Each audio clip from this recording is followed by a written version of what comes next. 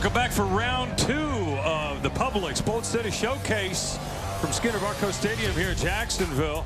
We've seen one ball game, one in the books, and we got a good one coming up here between the Mandarin Mustangs and the Atlantic Coast Stingrays. Hi, everybody. I'm John Lawrence along with Ryan Hacker-Green, and we're going to bring you the broadcast of this second ball game here. Actually, a reprise from last year of the Bolt City Classic when these two teams opened the season here in Jacksonville. Didn't work out so well for Atlantic Coast. It was the start of a great season for Mandarin, and I guess that's the story. Mandarin comes off a state championship, Ryan, and they've got to replace 18 people they lost. 18 starters is what Mandarin has to replace. The ironic thing, though, John, they have Mr. Football in the state of Florida back in Carson Beck. It's kind of an interesting situation. Mr. Football is back. Georgia commitment. Everybody wants to see Carson Beck, but almost a whole new wide receiving nucleus, new offensive lineman. Again, 9 offensive starters gone from that Mandarin championship team of a year ago. But the number 3 pro prospect in all of the country in Carson Beck, I tell you what, he's got everything. He's got size. He's got all those NFL prototype things, and it's going to be fun to watch. We're also going to be fun to watch that fellow right there. There you see Carson Beck. On the other side, we're going to look at Patrick Bryant. Patrick Bryant for Atlantic Coast is the guy to watch. Patrick is probably going to end up being, don't you think, for Atlantic Coast, the most highly sought-after recruit in the history of the Stingrays program. One thing about Patrick Bryant you got to keep in mind, he's already got offers from Florida State. He has an offer from Miami. So Patrick Bryant for Atlantic Coast and Carson Beck, there you see from Mandarin. Those are the 2 guys to watch today as Mandarin and Atlantic Coast. A nice Southside rivalry, John, going on here at the Bowl School during the Bolt City Showcase. Yeah, the history between these two is pretty interesting, considering this used to be one school. Back in 2011, they split them, and we ended up having 2 schools out of this. So there's always been a rivalry. They call it a friendly rivalry. But I tell you what, Carson Beck, I thought some of his pregame comments were pretty interesting. He said, well, they're probably going to blitz me like crazy because they think I can't run, but we're going to smoke them. So, but you can see some of those numbers. These are impressive numbers for 2018 Mr. Football. I mean, almost 4,000 yards passing, almost 40 touchdowns. Keep in mind, Mandarin was only 6-4 in the regular season last year, but then went on a 5-game playoff win streak, and Carson Beck got Mr. Football because of that playoff run 1 year ago. Oh, his last 2 games were incredible. We'll talk more about it. And by the way, we have, did I say friendly rivalry? Did I say that? Well, we're obviously about ready to go here at the Bowl School. Gonna take a time back, and we will be back with the start of this game 2 of the Publix Bolt City Showcase right after these messages. Stay with us, folks.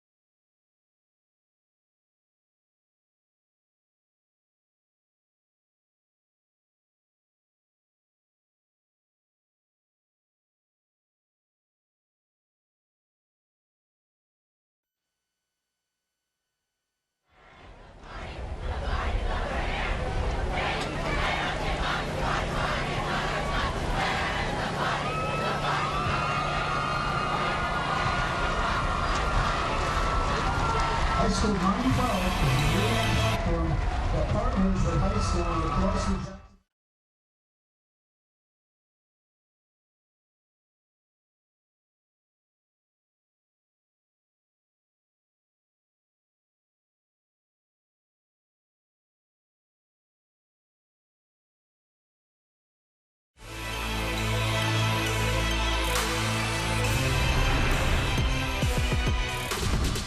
Northeast Florida, a hotbed for football fanatics.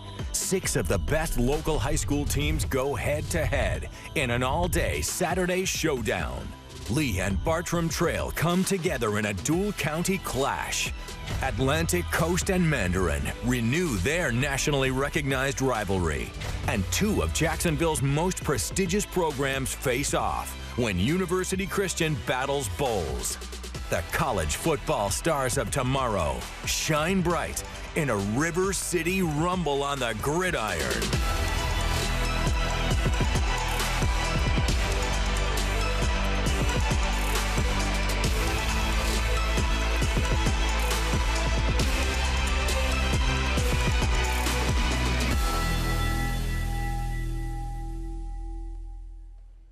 Channel 4, 1010XL, and Airstream Ventures are proud to bring you the Publix Bold City Showcase, presented by Sonic.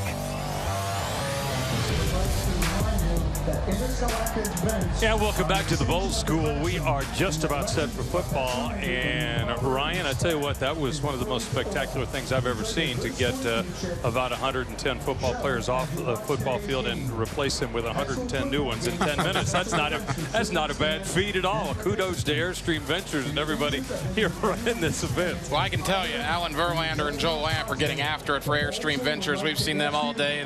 They're running around making sure everything's happening. And what an atmosphere here at the Bowl School off of San Jose Boulevard, and great attendance. You know, it is a little hot out there certainly, but my goodness, that traffic on San Jose Boulevard, people are pouring in here for Mandarin, Atlantic Coast, and of course tonight the nightcap, John, of the 3-game triple-header. You got University Christian and the Bowls Bulldogs. Look at the size on that number 18. Man, is that a prototype quarterback or what? So Mandarin against Atlantic Coast. This, as we mentioned, a bit of a rivalry game. We've got the defending state coach of the year for the Mustangs and Bobby Ramsey, starting his 2nd year. And Mike Montemayor, we'll talk more about this, but what a good story. He's a brand new head coach here at Atlantic Coast. Actually been on with the program for 9 years as an assistant. That's a head. But, that's a head. And you win the toss. You want to defer.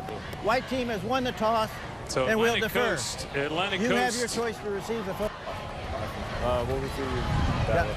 Well, no, you get to receive only. What goal you want to defend? That one, would you be there, please? Orange behind me, please. Looks like we'll get to see Carson Beck. There you see.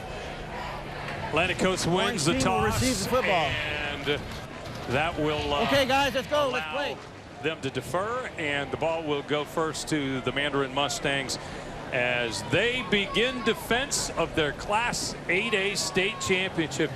I don't know that everyone was looking for what happened at the end of last year with what they were rolling around about 6-4 on the season, and all of a sudden this team caught fire and had an incredible playoff run to win the state championship. We had Bobby Ramsey on 1010XL on our post-game radio program last year during Mandarin's state championship run, and he basically said he wanted to be like Walt Disney. They wanted to own Orlando, and that's what they did in the postseason. I mean, you look, they took out DeLand, they took out Winter Park, they took out Wekiva, all those schools in and around the Orlando area. That was Mandarin's run through the state playoffs, and of course they beat a very powerful Miami Columbus team in the state championship game. It was a magical run, the first state championship for the Mandarin Mustangs in school history. What an unbelievable final game, 37-35, first loss of the season for Columbus High of Miami. So here we go. We are going to watch Atlantic Coast kick off. There you see Mike Montemayor.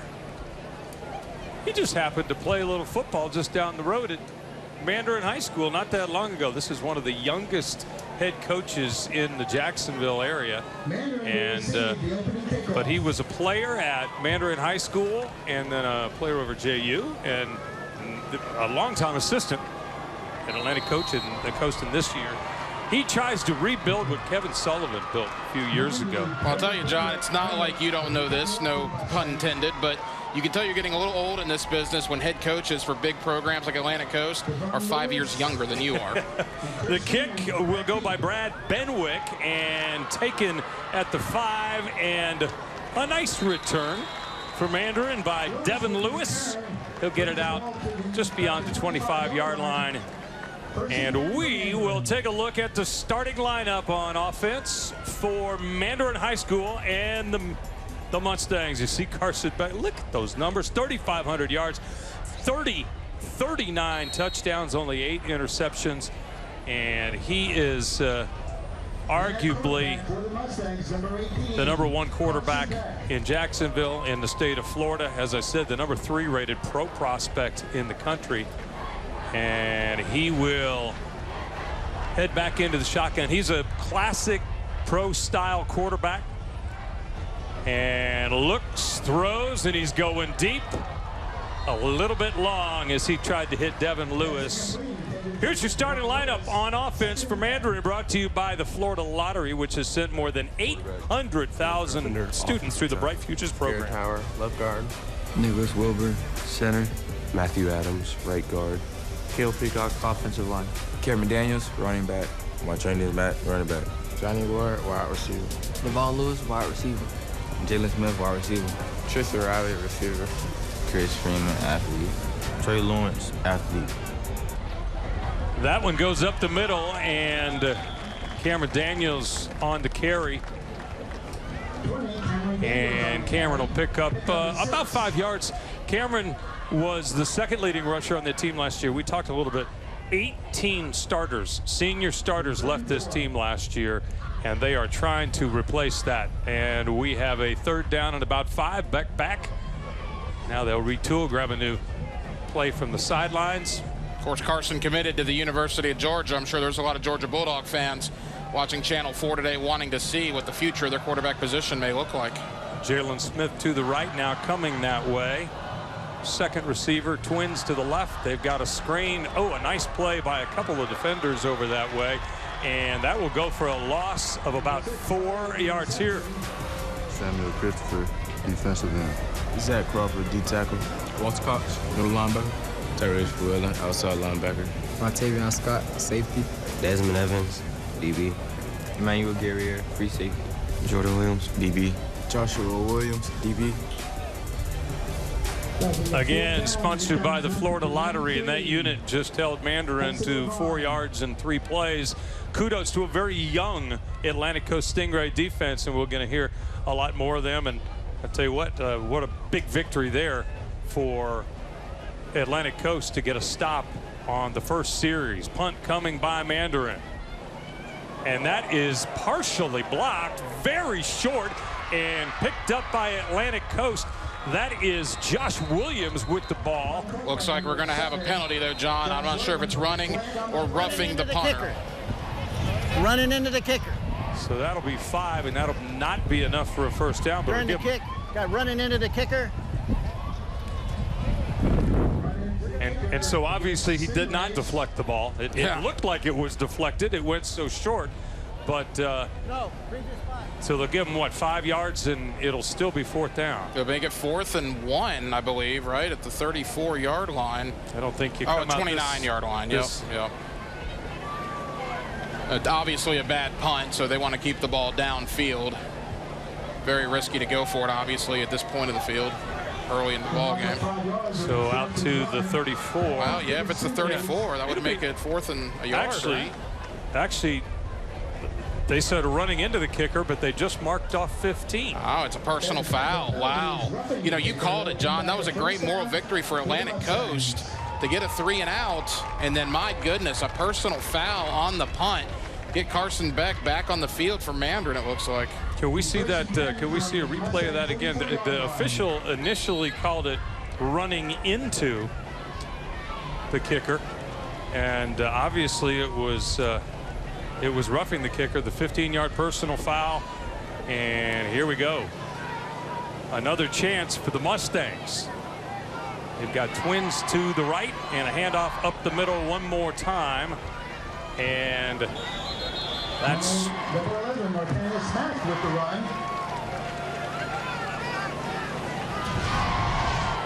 And here's that again. The snap was a little low. He actually got blocked into him. Yeah, it looked like he might have got blocked into him. He actually got blocked into him, and that's a really, really tough call for Atlantic Coast to start off this ball game. Gained a 2 on that last running play. And Beck again. will look to the sidelines. He's got Martinius Mack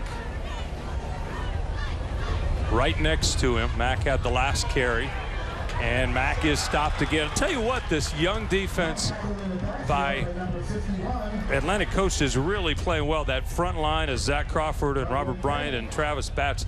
Nothing is happening up front. Well, and talking to Bobby Ramsey, the head coach of Mandarin, he made it very clear to us this week when we had him on that, look, 18 starters, yes, they lost a lot of key reserves. He basically called it almost an expansion team for Mandarin coming into 2019. So a lot of these young men that are playing were on the sidelines last year when the Mustangs made that run. 3rd and 11, trips to the right.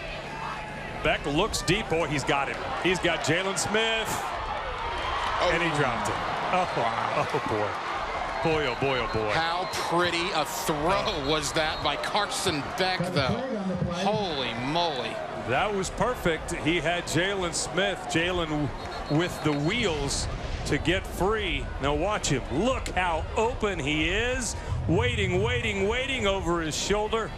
And he's already holding his head before he hits the ground. We've got a and now another that's going to be mistake. 15. Tom, 15. Another mistake by Atlantic Coast at the end of that play. They hit Carson Beck. They're going to call roughing the passer. They stopped them again and cost themselves 15 more yards. If you're Mike Montemayor, the head coach of Atlantic Coast, this is driving you crazy. I mean, the defense is playing well. You got a break there with the drop pass, but another personal foul penalty on the Stingrays. And here we see Beck back to pass. He throws long, and you know what? You can't do that. That is clearly a mistake by Sam Christopher. And unfortunately, it gives Mandarin new life. On 1st down, they will get about 4. And they are in a hurry-up offense, no huddle. It's Mandarin offensive line trying to figure things out. A lot of new starters up there. Matt Adams, Nick Wilbur, Garrett Tower, Cale Peacock, and Caleb Carpenter, the guys up front. They got some beef. 275, 275, 325, 280, and 255. Fakes the handoff, play action wide open, and that'll go to Tristan Riley, the 5'9", 165 junior, and that'll go for a 1st down. Now Mandarin's cranking it up.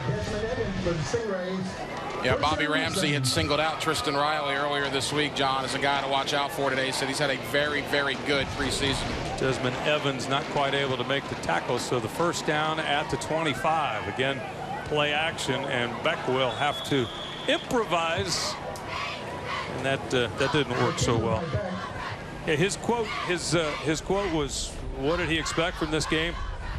And you'll watch that happen there. There was nowhere for him to go, and a nice play there by Rontavian Scott. Atlantic Coast defense probably getting a little tired, John. We're about midway through the 1st quarter. They've been on the field a long time here. Despite playing really well. 2nd and 10, and almost picked off, and a great play there on the deflection. I think that was Latson Stoudemire. The senior got his hands on that one, and it will be 3rd and 10, and this is, they've actually been good on against Mandarin on 3rd down defensively. You see what Mandarin wants to do. There's really no sugarcoating it. They want the ball in Carson Beck's hands a majority of the time. They want the ball with Mr. Football, and we'll see what he can do here on a big 3rd down. He's got Jalen Smith wide to the right. Way on the other side is Devin Lewis. And back he goes, some pressure. That one will be tipped away, and was it intercepted? It was. Jordan Williams with a little tip to himself, and Carson Beck, who only threw last year, what, 8 interceptions? Just threw one on his 2nd drive of 2019. Double coverage here, and the ball was short. What a great play by Jordan Williams. He tipped it. Watch him get one paw on it, and then catches it before he hits the ground, And Atlantic Coast holds again. Absolutely beautiful. Absolutely beautiful. Atlantic Coast really held Mandarin 3 different times on the same drive. That time, no penalty flags on the field. The Stingray defense goes over. And the longer they stay in this game, John, the more confidence Atlantic Coast will build. And Atlantic Coast finally gets the football and gets to play some offense. Rich Jacobs, another one of the top quarterbacks in Jacksonville. And they go long on the first play and way overthrown. Here are the lineups for Atlantic Coast offensively. Kendall Mathis, running back. Elijah Raspberry, tight end.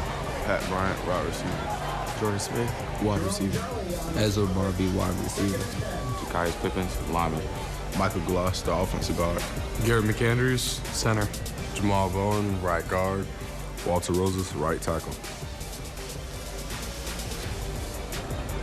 Yeah, Walter Rosas is quite a player, an up-and-comer for Atlantic Coast. This, too, a very young team under Mike Montemare. You look at Rich Jacobs, too. And the ball is on the ground. And that's going to be intentional ground ball, probably. Yes, sir. There it is. Yeah.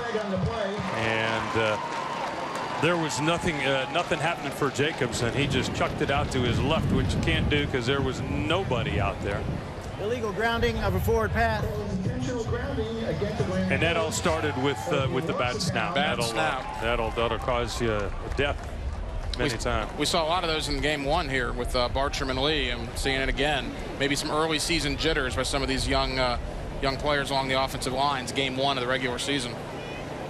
And A forward pass. Also has lost it down. Down will be 3. here's the defense for Mandarin. Defensive end. Matthew Craig, defensive tackle. Carlos Jackson Jr., D-line. Chris Nooney, defensive end. Ethan Strickland, linebacker. Travis Moss, middle linebacker. Kadarius Poole, outside linebacker. Joseph Lewis, cornerback. Devron Lewis, cornerback. Nick Mitchell, strong safety. Jones Ellis, strong safety. And you saw there another misfire by Rich Jacobs, a 6'2", 200-pound junior. I tell you what, there's a little bit of pressure on Rich Jacobs. He transfers in after a big year at University Christian, and his first time he plays in the shadow of Carson Beck. He looks a little nervous today. Well, how about the 2 quarterbacks? You wouldn't know it by that series by Rich Jacobs, but the 2 quarterbacks here combined for almost 6,000 yards last year. I think 63 touchdowns, 15 picks. I mean, you have 2 of the best quarterbacks, not only in Duval County, but really the entire Northeast Florida area in this ball game here at the Publix Bold City Showcase. Devron Lewis, number 21, back for Mandarin. I think the other guy is Martrinius Mack.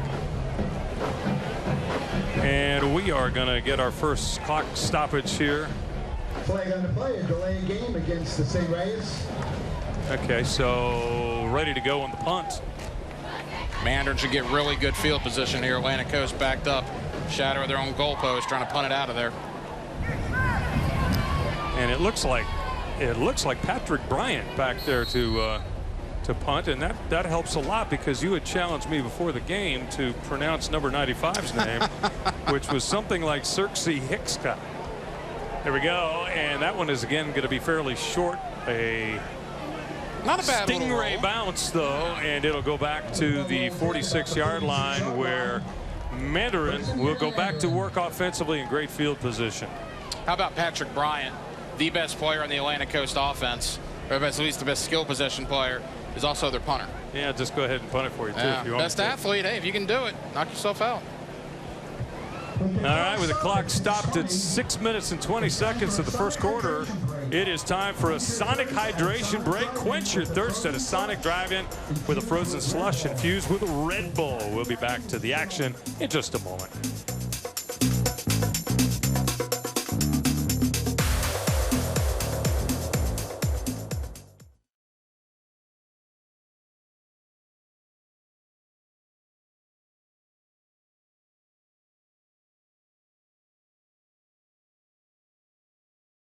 Parco Stadium.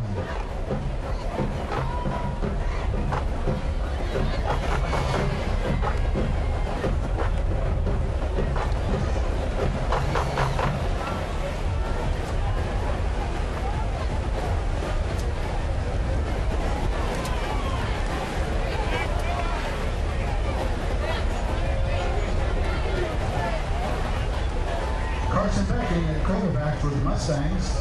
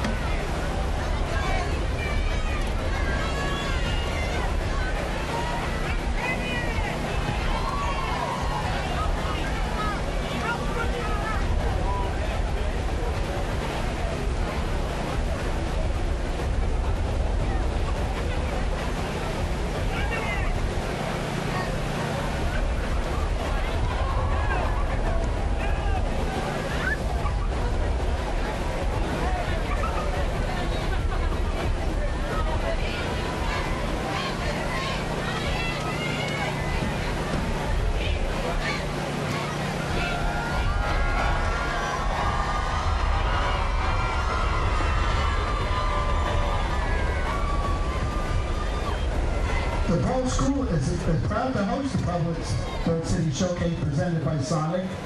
We hope that you enjoy your day on our campus.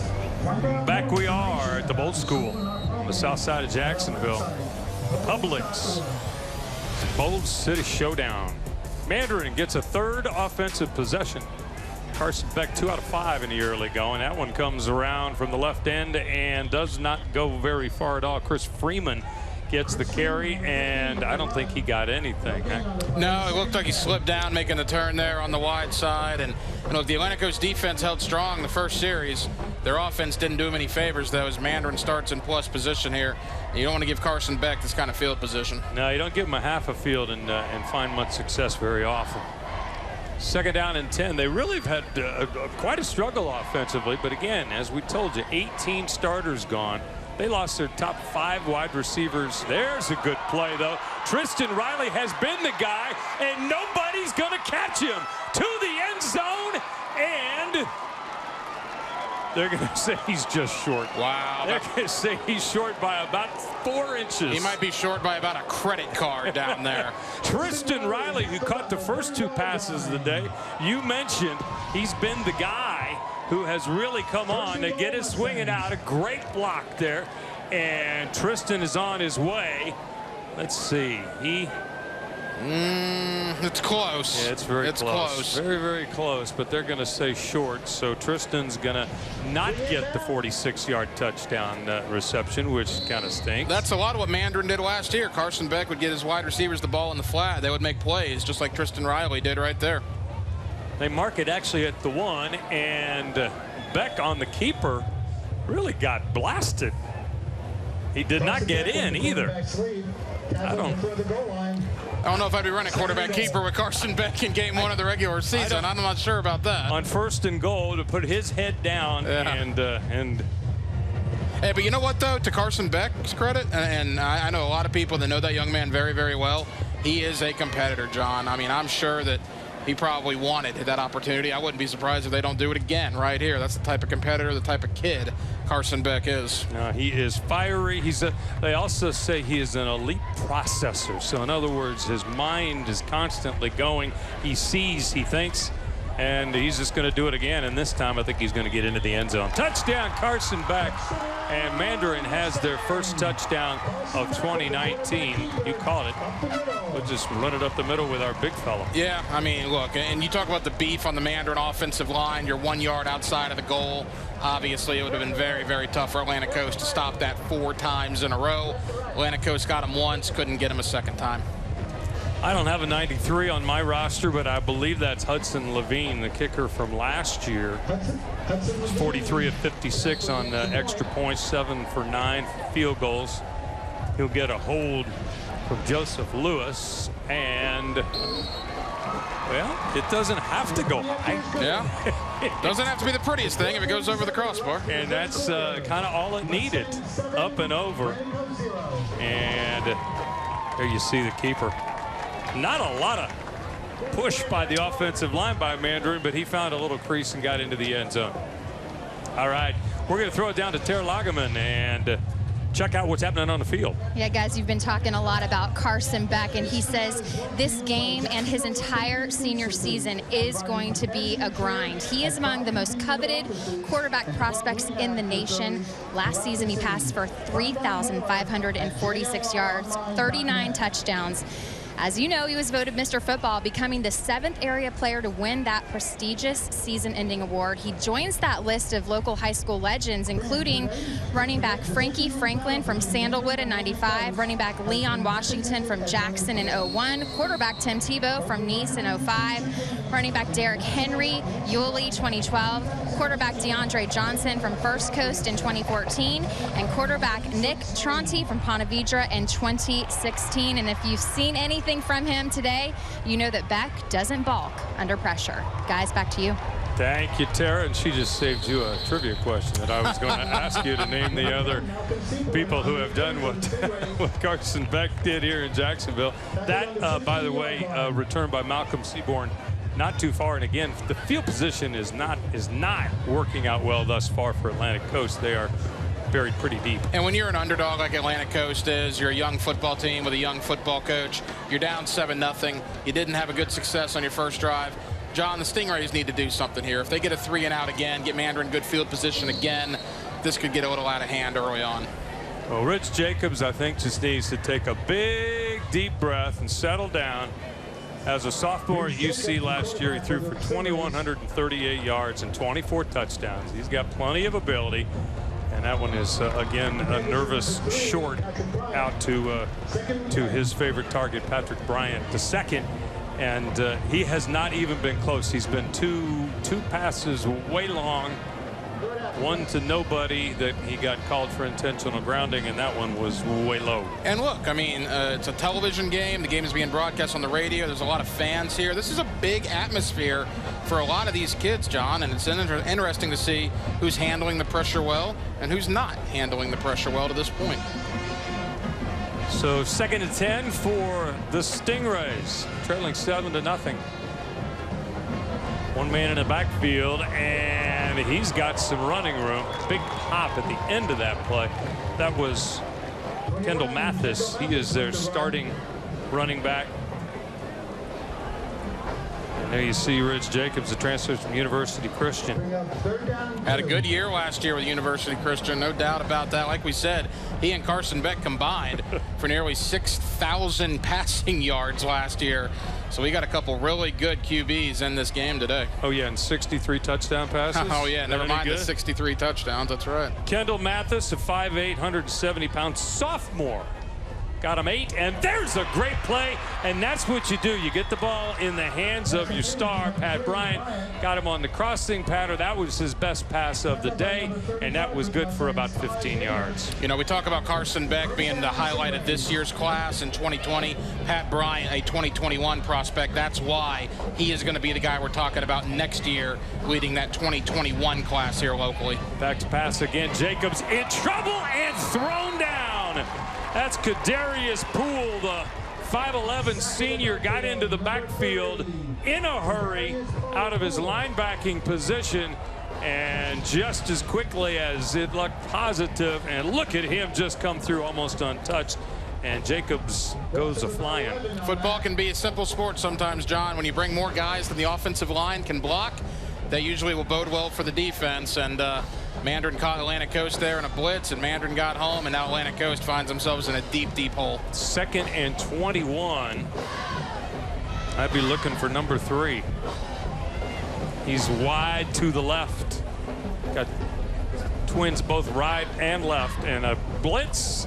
But look at the way they picked that one up. And one more time, playing up a storm at this point is Kadarius Poole. He was not fooled by the blitz and made a great play. Sometimes stats don't tell the whole story. That was open. That screen pass was open. The Mandarin rush made Jacobs throw it a little bit earlier than he wanted to, which allowed Mandarin to make the play. If that could have waited a split second longer, Atlantic Coast might have had something, but because the Mustangs got home on the pass rush, Atlantic Coast had to hurry up a little bit, which cost him some yardage there. Bobby Ramsey has to be very happy to see Kadarius Poole playing the way he has. Really the standout linebacker that did return from last year is number 8, Travis Moss. Back to pass, and that one is wide as well on the pass. It's Jordan Smith. And we will change possessions again. It'll be interesting to see who comes out to punt. Will it once again be Patrick Bryant? Is he the guy that has won the punting job? And it kind of looks like it will be him. Maybe the best receiver in Duval County is now also a punter for Atlantic Coast. But again, you got a great athlete. You use him any way you can. Good stop by Mandarin. Atlantic Coast was able to flip the field a little bit. But Atlantic Coast needs to cover this punt well. Well, it's Mandarin should have the ball right around midfield. Once again, it'll be Devron Lewis and Martrinius Mack back around the 35-yard line. It's a pretty good boot. It's a little bit of hang time. Oop, this time it goes the wrong way. Fielded and downed at about the 45, and actually only going to get about 22 yards on that punt. Yeah, 22 yards, no return. But again, Carson Beck, a very short field to take over. Mandarin up 7-0 after that touchdown on the last series. You know, you mentioned Mr. Football's in the state. How about Bobby Ramsey of Mandarin? He coached Derrick Henry at Yulee, who was Mr. Football, obviously went on to win a Heisman. Now he's got Carson Beck. So Bobby Ramsey, a little familiar with coaching big-time high school prospects. Well, he's obviously a great coach, but boy, is it nice to have those kind of players playing for you when yes, it is. when you're out there coaching your butt off. Up the middle, and Cameron Daniels, I believe, got that call, maybe 3 yards. The amazing thing too, John, about Mandarin, this was a 2-8 ball club in Bobby Ramsey's first year. Well, and then 2-8 to a state championship. I mean, what an incredible turnaround. Year 2 under Ramsey. He's beginning year 3 here today. And a nice pass out to Tristan Riley. Does he like that guy or not? Tristan, listed at 5'9", 165. Looks, yeah, I guess that's about right. Just a junior, but apparently has really caught fire here as he's gone through summer drills and has come out with 4 catches already today, so that's pretty good first quarter's work. Well, they had to replace a lot of really good receivers like DeMario Douglas, Chris Mitchell, and it looks like Tristan Riley is going to step up and fill some of that void this year. Can you imagine having to replace 5 receivers?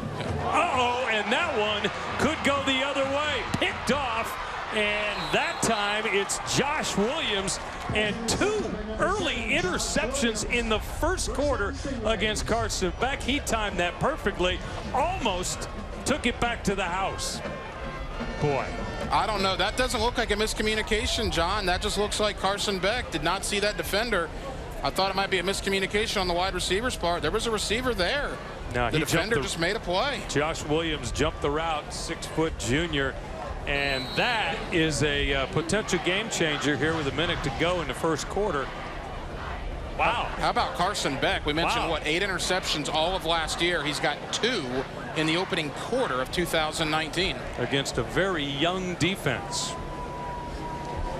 So, back to work goes Rich Jacobs. What can he do to answer?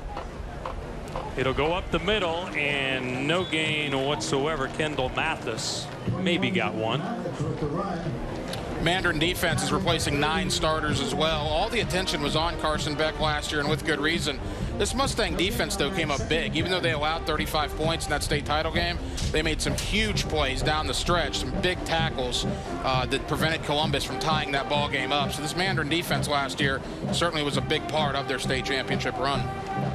Mathis had an 8-yard run his first time. That time he got nothing. 2nd and 10 from the 27. Game 2 of the Publix Bolt City Showcase here at Bowles. And back to pass, and a good move by Jacobs. Now overthrows into the end zone. He was looking for Pat Bryant. He's been quite a bit off the mark. He has been off the mark, but you know what? I like the mobility in the backfield. He's been under pressure a lot. Mandarin's got home a few times, but they've had pretty good shots on him as well, and they've missed them because Jacobs' mobility to get out of there and throw the ball away. Hey, an incomplete pass is certainly, John, better than a quarterback sack. Yeah, the last one was 11 yards when they lost it and ended that drive. So a good move, but unfortunately not able to connect with Bryant in the end zone. 3rd and 10. And it looks like they're going to put on some pressure. A screen, and that one was deflected. That might have been ticked Might have been ticked by Carlos Jackson. Yeah, Carlos Jackson. I'll tell you this, too. 1 quarter in, basically. We're nearing the end of the first quarter. This Mandarin defensive line is doing a number on this Atlantic Coast offensive line. Stingrays need to shape up front because, again, Rich Jacobs is running for his life a lot back there, seemingly every time he throws the ball. Gavin Adams, Matthew Craig, Carlos Jackson, and Chris Nooney, the starters on the line. But those linebackers have done a lot of work, too, as they've sent them on multiple occasions, and they have been in the backfield. 4th down, they're going to go for it. 2 to the right side, and that may be an interference call. Yes, sirree, as Ezra Barbie got rolled out there before the pass came. I think you'll see a pretty clear. He's going to say their feet got tangled, but I think that was pretty clear interference. As the referee's mic is on here, getting behind the scenes, John. It's right. Now he's going to turn it off and tell us what happened. During the pass, Yep. pass interference on the defense. There you go. We'll see if we take another look at it. But that is a big play on 4th down and 10. 4th and 10, so of course Atlantic Coast gets a first down. Yeah, this isn't the National Football League, so Bobby Ramsey's not going to challenge defensive pass interference like, say, Doug Marrone could in the NFL. This year. We may have 4-hour games this year. I don't know. All right, we are in the Publix Greenwise zone. How about that? Atlantic Coast has gotten there, making a trip into the Publix Greenwise zone. Publix Greenwise is in your corner to support the lifestyle choices best for you. My favorite section, Publix. Yeah, absolutely. Where shopping is a pleasure. Where shopping is a pleasure. Okay, so let's see what a second chance does. Mandarin got a couple of early second chances and didn't take advantage on their first drive. I don't think they know quite where to put the ball.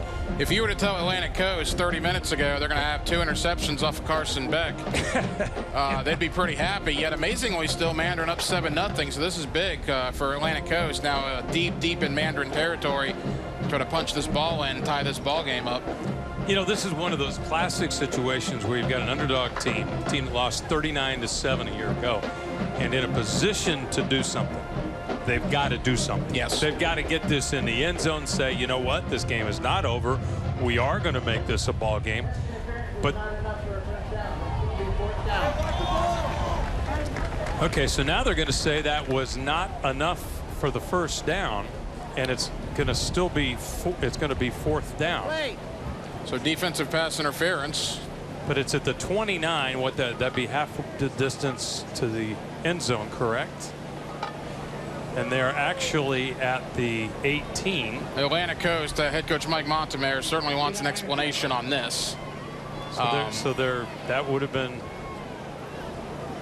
Yeah. So we definitely have some confusion here. I would think that if it's not a 15-yard penalty, it's half the distance, and they were what, at the 28? Yeah, it looks like that. So that would be to the 14. It was 4th and 10. Now, I did not major in math, but on 4th and 10, if I get 14, I'm going to feel pretty good. I got a first down. Yeah, I would certainly agree with you. They got the first down marker over there on the 19-yard line. We'll see what the ref has to say here. He's singling it back into play. So what is it? 4th and what? And where are they trying to go? Oh, okay, they're putting it back to 4th down now on the field marker across the way. So it looks like it's marked to, they need to get to the 17. So it looks like and they're 4th and at the 2. 19. Yeah. So and it was an 8-yard penalty. Yeah. So 4th down and 2 apparently for Atlantic Coast at the Mandarin 19-yard line. I'd love a better explanation than we got there, but an 8-yard penalty seems a little odd. It does. And now I think Mike Montemare is going to call a timeout, and he's going to give these officials another opportunity to reassess what they just did. So Atlantic Coast calls timeout with 2 seconds to go here in the first quarter. This timeout brought to you by Jacksonville Orthopedic Institute, providing compassionate care at 5 convenient offices and 12 rehab facilities throughout the city. Find out more at joionline.net. So there you go. Atlantic Coast High School, established in 2010. It's a pretty big student population. It's a big campus, and we talked a lot about this on the radio this week. Atlantic Coast, some of their struggles with their football program is that they're so big, they got thrust into big boy football right away. Yeah. I mean, when you're playing 6A, 7A football, well, you're playing the big boys, and you know, when you've only been around less than a decade, it can be pretty tough. And on the other side, Mandarin is not a small high school. No. 2,500 and established in 1990. Okay, here we go. 4th and 2. It goes up the middle, and that is a first down. I couldn't tell you who has it. It was probably, if I had to guess, Kendall Mathis. I'll tell you this, I was a little hard on the Atlantic Coast offensive line earlier. Kudos to those young men right now. That was a heck of a push off the line of scrimmage to get that first down. They got the first down, but Kendall Mathis on that short run comes up a little bit gimpy, and he hobbles off to the sideline as we wrap up the first quarter. Atlantic Coast in striking distance. Mandarin trying to hold on to the early 7-0 lead.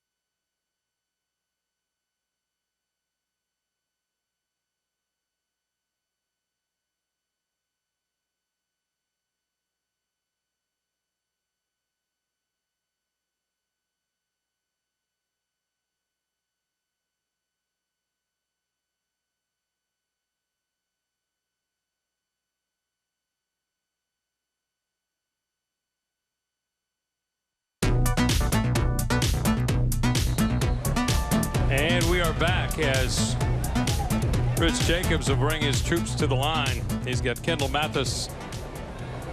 Is that Kendall? Is that 21? Is that 27? 27. 27. So Kendall Mathis is replaced by Ronnie West. Rolling right, looking, and well, he completed it. It was about 7 yards beyond the end line, but Ezra Barbie did a nice job in going and getting that thing. It's a heck of an effort by that young man. Unfortunately, the end zone's not 17 yards deep. That's right. So there you see the Atlantic Coast Stingrays. They have gone through a couple of coaches and 4 losing seasons. You know what? They never had a losing season under Kevin Sullivan. In fact, I used to go down and watch ball games. First Coast and Atlantic Coast, it was a pretty good rivalry there for a while back when DeAndre Johnson was playing at First Coast. And I remember watching some of those teams. Those were really good teams for Atlantic Coast. And again, never a losing season in those first 4 or 5 years, but they've had a tough time the last 4. Handoff up the middle, and good news, that is Kendall Mathis back in the game. That's good penetration by the Mandarin defensive line, but Kendall Mathis kept his legs moving, got a couple of yards there. And that goes back, you talk about Atlantic Coast and some of their struggles, John. You know, 5-5, 6-4, that's good in some programs, but in a district that Atlantic Coast has played in over the years, that's not going to get you to the postseason. So it's not as if they've been dreadful. They just haven't won the big games they needed to win to get to the postseason. Especially in the district. In the district, that's right. And talk about districts. Let's talk about Mandarin when we have a second. Is that going to be a fun district? The 8A district, we just saw it earlier with Bartram Trail. It's going to be an incredible district. Oh, how fun is that going to be, especially if you like quarterback play. All right, 3rd and 8. Let's see what Jacobs can do. And he looks, he's got a man, and that is complete. And I tell you what, it all depends where they stopped his forward progress. The pass was complete to Daniel Dawson. He was at one point at the 5, which is a first down, but let's see where they mark it. Looks like they're going to mark him short. Yeah, what a heck of an open field tackle there. 4th and 1, and they will go quickly to the line. And we got a, let's see, we got a timeout, I think. Timeout Mandarin. Yeah, Mandarin was not going to go for that. So timeout, 4th and 1 with the ball on the 6. And so Mandarin calls timeout with 10:34 to go here in the second quarter. This timeout brought to you by Baptist Health, honored to be considered the most preferred healthcare provider in Jacksonville. Find out more at BaptistJax.com. I know this is only the second quarter, John, but I don't think you can underestimate how big this play is. Atlantic Coast 4th and 1 on the Mandarin 6-yard line, 6 yards away from potentially tying this game. The longer they stay in it, the more momentum those kids are going to build. See Mandarin there, 4-0 in the district last year, ended up 11-4 overall coming out of a 2-8 season. Boy, talk about a yo-yo up and down, 12-1 to 2-8 to 11-4. All right, I agree with you, Hack. This is it. Huge play coming up here. Oh, and Mandarin jumped off sides, and they're going to give it to him the easy way. That is going to drive Bobby Ramsey nuts. During the dead ball period, had encroachment on the defense. That'll be enough for down number 1. And I do believe that was maybe your right defensive end that jumped. Got to keep your eye on the football there. I know it's 4th and inches. You want to get after the quarterback. You think it's going to be a quarterback sneak, but instead you just hand them half the distance to the goal, and now it's a 1st and goal situation for the Stingrays. Now what do? You put the ball on the ground. They've actually run the ball pretty effectively with Kendall Mathis. Under center. And they're not going to get much there. Again, really, really good penetration. The Mandarin defensive line, defensive tackles in the backfield. Again, Atlantic Coast struggling to keep the Mandarin interior D line off their running back and off their quarterback. They actually may have lost a yard on that one. So Jacobs back under center. He wants to run himself, and he's going to get nowhere. So we asked, what are they going to do? Well, I don't think that was the answer. John, I got to tell you, I don't like it. You got one of the best receivers in the area. And Patrick Bryan out here, you've run the ball right up the middle 2 plays in a row. You got to give your best playmaker a shot down here, don't you? Well, especially when it's your quarterback, a quarterback keeper with 4 yards to go. I don't even get that. I don't get that idea, but I'm with you. I think I'd chuck it up and let Patrick Bryant go for it. I bet we see it here on 3rd and 5. Wow, they got a golden opportunity. 1st and goal at the 3. And now it probably comes down to this. Out of the shotgun. He looked left. Now he's going to scramble right. He's got a man, and he's got a touchdown. Guess who? Patrick Bryant. And what a nice pattern across, all the way across the end zone. Jacobs bought the time and then threw the strike.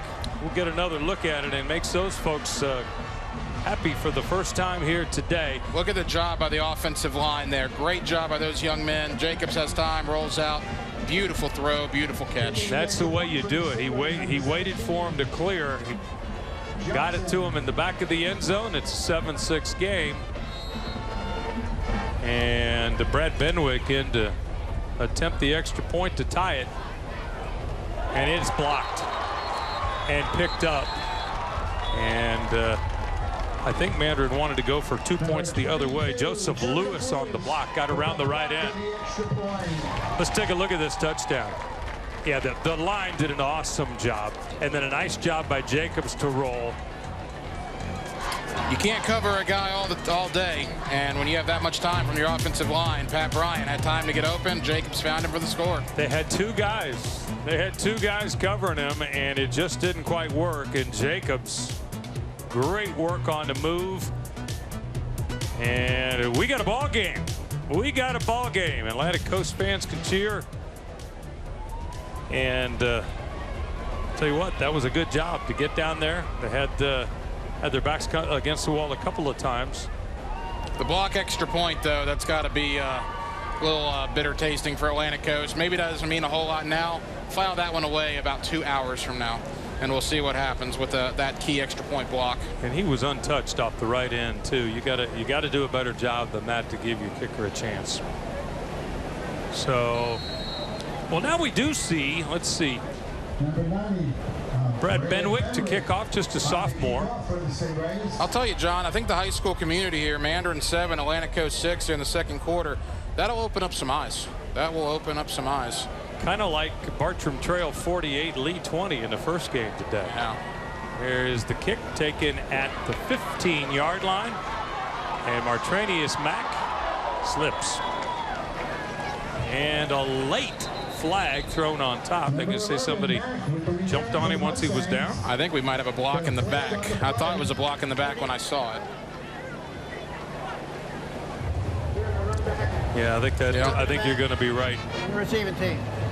Yep, that is definitely Tavon Lewis. Definitely got a hand in the back. That gives Mandarin a long field now. They had good field position, John, in the first quarter. That's certainly not the case here with that penalty. Mandarin will be starting right around their 20-yard line or so. You mentioned that district Mandarin's in this year in 8A. Bartram Trail, Oakleaf, Sandalwood, Nice, and Mandarin. Bartram over Lee today. Sandalwood's got Jeff Sims, who is committed to Florida State. Oakleaf's got two big linemen, Chance Williams, Jalen Rivers, committed to Miami. That 8A district is going to be fantastic to watch this season. That sounds like a lot of fun, doesn't it? Oh, especially if you love the quarterback play. All right, so 1st and 10 from their own 19. Carson Beck back to work for the Mustangs. And a handoff is going to go nowhere. Shoved out of bounds is Cameron Daniels, and Tara's got the inside scoop down on the sidelines with some fans. That's right. We are in the Mandarin fan zone. Take a look around. The seats are absolutely packed here. They have a great presence out here today, and I'm sitting here with a parent of a player, Cedric. Thanks for joining me. Yes, ma'am. Thank you. And tell us about your player on the team. My son is Jalen Smith. He's number 1. He's a junior. Coming off of a championship, he probably has some great expectations for this season too. Absolutely. We ready. Yeah, he hardly slept last night. Oh my gosh, so excited, right? What do you think about this event? I love it. I think it's good. It's good for the kids. It's good for the city.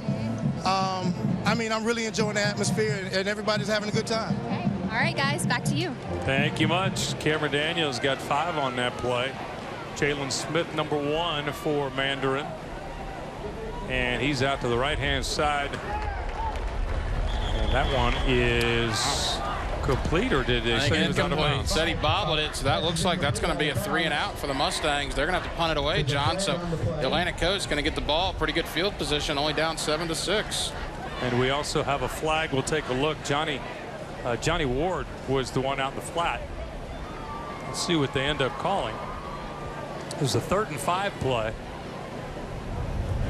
During the pass, illegal receiver downfield on the offense.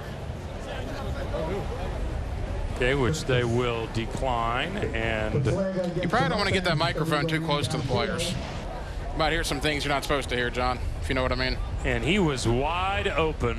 Illegal downfield on the offense. That penalty is declined. 4th down. It looked like, I think you might be right. He might have bobbled as he went to the ground. Yeah. The feet look good. I thought the feet were good. I thought he didn't have control of it going to the ground right on the Atlantic Coast sideline. They, of course, were helping the official with the call. They were telling the official what they thought about it. You know, he had a lot of room there. That ball did not have to go so wide. Okay. And look, there's a lot of pressure, John, on Carson Beck this year. And I'm not saying he's feeling it right now, but 2 interceptions, 3 of 9 passing. Not been a great first quarter. And the punt by Hudson Levine is actually a good one. Gets a great bounce and almost a really bad decision by Malcolm Seaborn as it was bouncing around. He really thought about picking it up for a second, but instead it is downed, and a pretty effective punt. To me, that's one of the great things about high school football.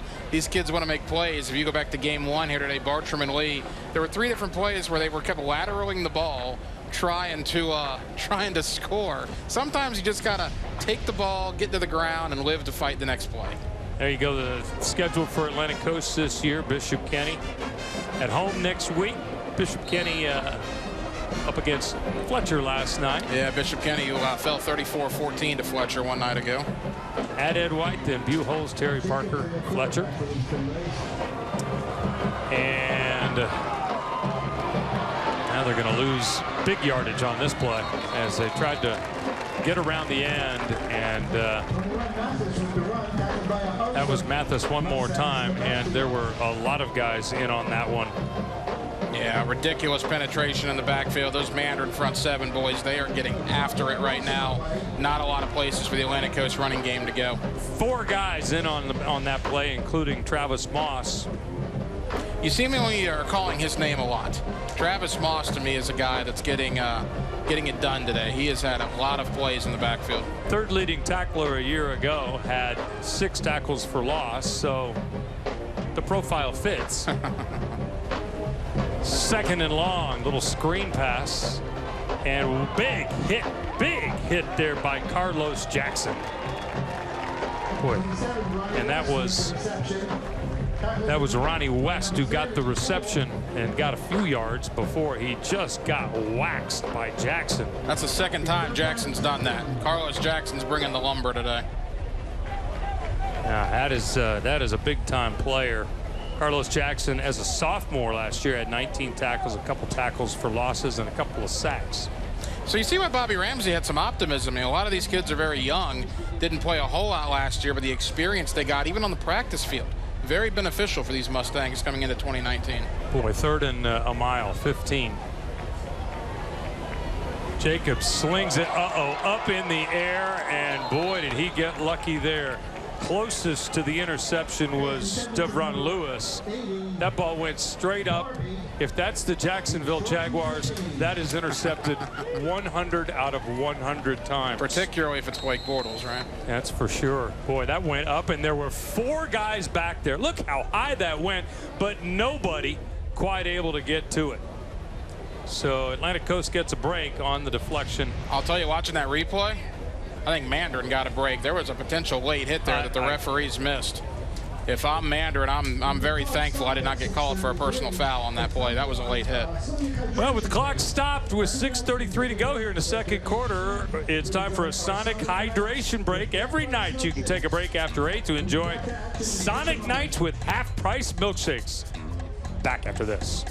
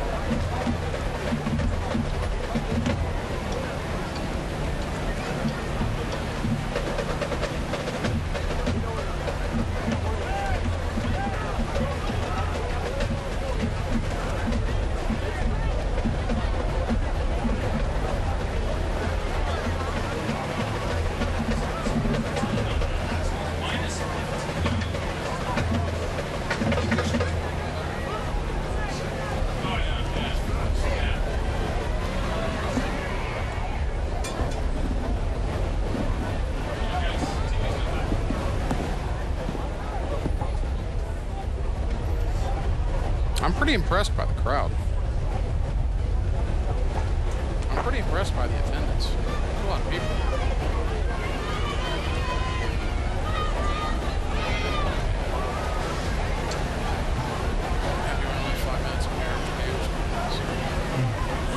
We want to thank our sponsors for their support in making this event a success. Publix, Sonic, Gate, Baptist, Jacksonville Orthopedic Institute, CareSpot, FSCJ, Baker's Sporting Goods, Tropical Smoothie, Lowe's Southwestern Grill, Dome Hats, Lee & Kate's, and the Florida Lottery.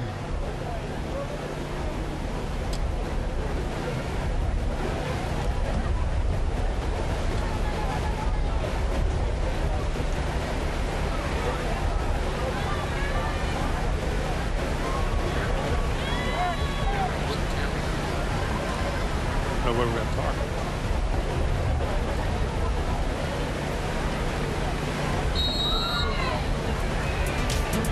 Devron Lewis and Martrainius Mack back deep near midfield, and Pat Bryant to kick for Atlantic Coast. And whoa, boy, he got a foot into that one deep. It'll land out of bounds at the 44, no return, and that was a heck of a punt. It was a great punt. Great hang time. Kick it out of bounds. Kick it to where the returner can't get it. No net yardage on the return. Good job by Pat Bryant there. Caught a touchdown to get Atlantic Coast within a point. Now changing field position a little bit, although John Mandarin still looking pretty good, starting with the ball around their own 46-yard line. That is for sure. And I tell you what, you know, everyone knew coming in that they were going to be formidable, even having lost 18 starters. They came into the season ranked number 2 in the city behind a team that lost yesterday. So they have a chance to move up to number 1 in the city, number 7 in the state, number 34 in the country. And that is another slip. And Martrainius Mack got a little bit before he fell down. Hey, catch the Mark Brunell Show. You never know what special guests might pop in Monday nights at 7 on CW 17. We've seen Mandarin. We've seen 3 or 4 of their guys slip and fall when they could have potentially gotten big plays. All in his same area as well. He got about 2. They'll try it again around the left end. Again, not much there, and a nice play by Travis Batts, the 6'4" junior. Talk about a guy with nice size on the defensive line. Isn't football a great game? We talk about the 2 quarterbacks here, 6,000 yards passing last year, 63 touchdowns. Here we are midway through the second quarter. It's 7-6 in a defensive slugfest. That's right. Just what we expected here on a Saturday afternoon. Between 2 of the top quarterbacks. You're right. That's crazy. 3rd and 6. Mandarin right near midfield. And Beck's going to scramble. He's got some room, and he's going to get really close to that first down marker. I think he might be a little bit short. You want to know why people love Carson Beck? That's why they love Carson Beck. Lowering the shoulder, trying to get extra yardage. Found a little hole, but a nice play and a nice tackle. I tell you what, when you're a guy that's 6 inches shorter than Carson Beck, to grab him hog time, bring him down, that was a pretty nice job. Looks like they gave him the first, just barely. 1st and 10 for the Mustangs, John. That was Emmanuel Guerrier. I don't know how that was. They had the first down marker at the 43.5. Up the middle, and how about that little spin moves? Cameron Daniels. Wow. That was crazy. There's a penalty flag on the play. That was a little Rey Mysterio Jr.-esque for you wrestling fans. A little spin-a-rooney, if you will. They had him 3 yards earlier. What color? And he spun through it. That penalty, I think, is going to go against the Stingrays. Cameron Daniels had just under 400 yards rushing last year. Number 2 runner for them. You know, after the play, personal foul on the defense. Okay. The 3rd personal foul against Atlantic Coast. To watch this. The spin. And that right there. Yeah. That would be it. That's your personal foul, as Atlantic Coast Jordan Williams caught with a little bit of a shove. Not sure what that really accomplishes. I know it's the heat of the battle, but that always gets me when kids decide to do things like that at the end of the play. Yeah, it gets them to the 23-yard line is what it gets them. And there comes Cameron Daniels. Good stop, caught from behind. You mentioned Mandarin and where they were ranked in the city. A couple of pretty big upsets last night. Reigns going down, the back-to-back 4A state champion. Trinity Christian loses to Columbia 38-7 last night, and it was kind of a surprise as well. As the #1 team in the News for Jack's poll coming in. That was Tyrese Flulin, by the way, catching Daniels from behind. And same thing. And nothing doing for Cameron Daniels as suddenly Bobby Ramsey summons his inner Tom Coughlin and wants to run the ball. These Atlantic Coast defensive players came to play. There is no question about that. They are keeping the Stingrays in the game. I'm very impressed, I'll tell you. Again, Mandarin replacing 9 starters on offense, but they still have a lot of talent out there. One of the best quarterbacks in the country out there. These Atlantic Coast Stingray defensive players are really getting after it right now. And they will try to make a big play here on 3rd and 8. 3rd and 8. We have a timeout, and that one was called by Mandarin. Mandarin calls timeout on a 3rd and 8 with 3:34 to go here in this defensive battle, second quarter. This timeout brought to you by Jacksonville Orthopedic Institute, proud to be the official sports medicine provider for the Jacksonville Jaguars, Sharks, Axemen, and Jumbo Shrimp. You can find out more at joionline.net.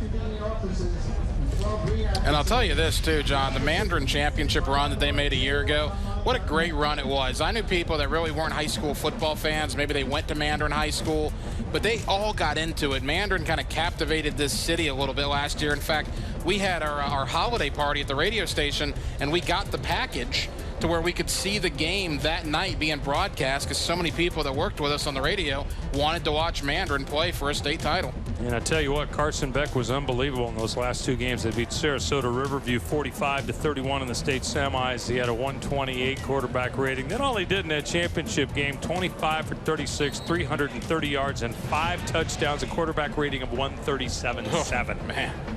That's how he finished his year, thus Player of the Year and a state championship. 3rd and 9. Let's see what he can do here. Plenty of time. He's got a man open in the back of the end zone, and a great catch. Wow. And a touchdown. What a catch. And that is Jalen Smith. We just met his dad. Well, we just met him on a perfect pass in the corner of the end zone to Jalen Smith. And Mandarin has extended their lead 13-6. I don't know what's better, that Jalen stayed with this and caught it, or that Carson threw it right there. That's a pretty good catch with great I tell you what, you are doing nothing wrong as the defender. Desmond Evans all over him.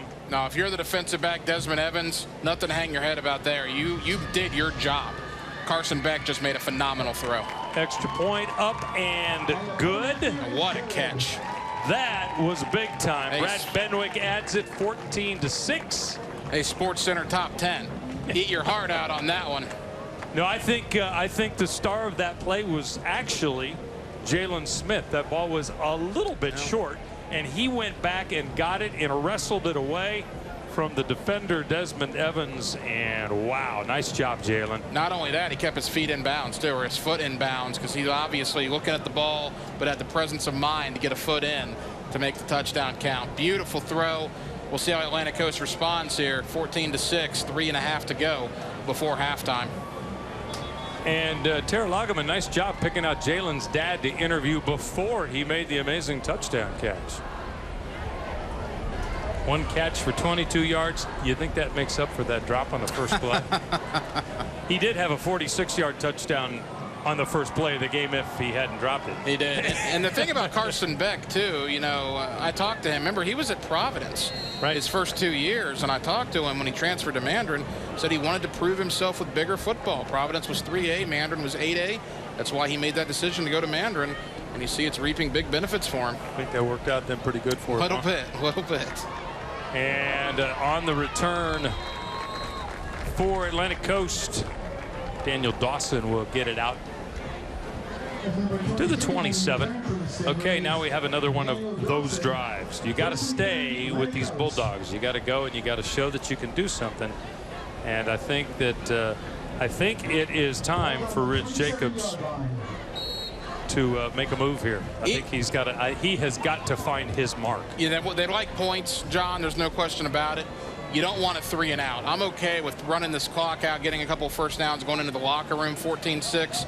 Worst case scenario is a 3 and out, giving the ball back to Mandarin with the momentum the Mandarin offense has.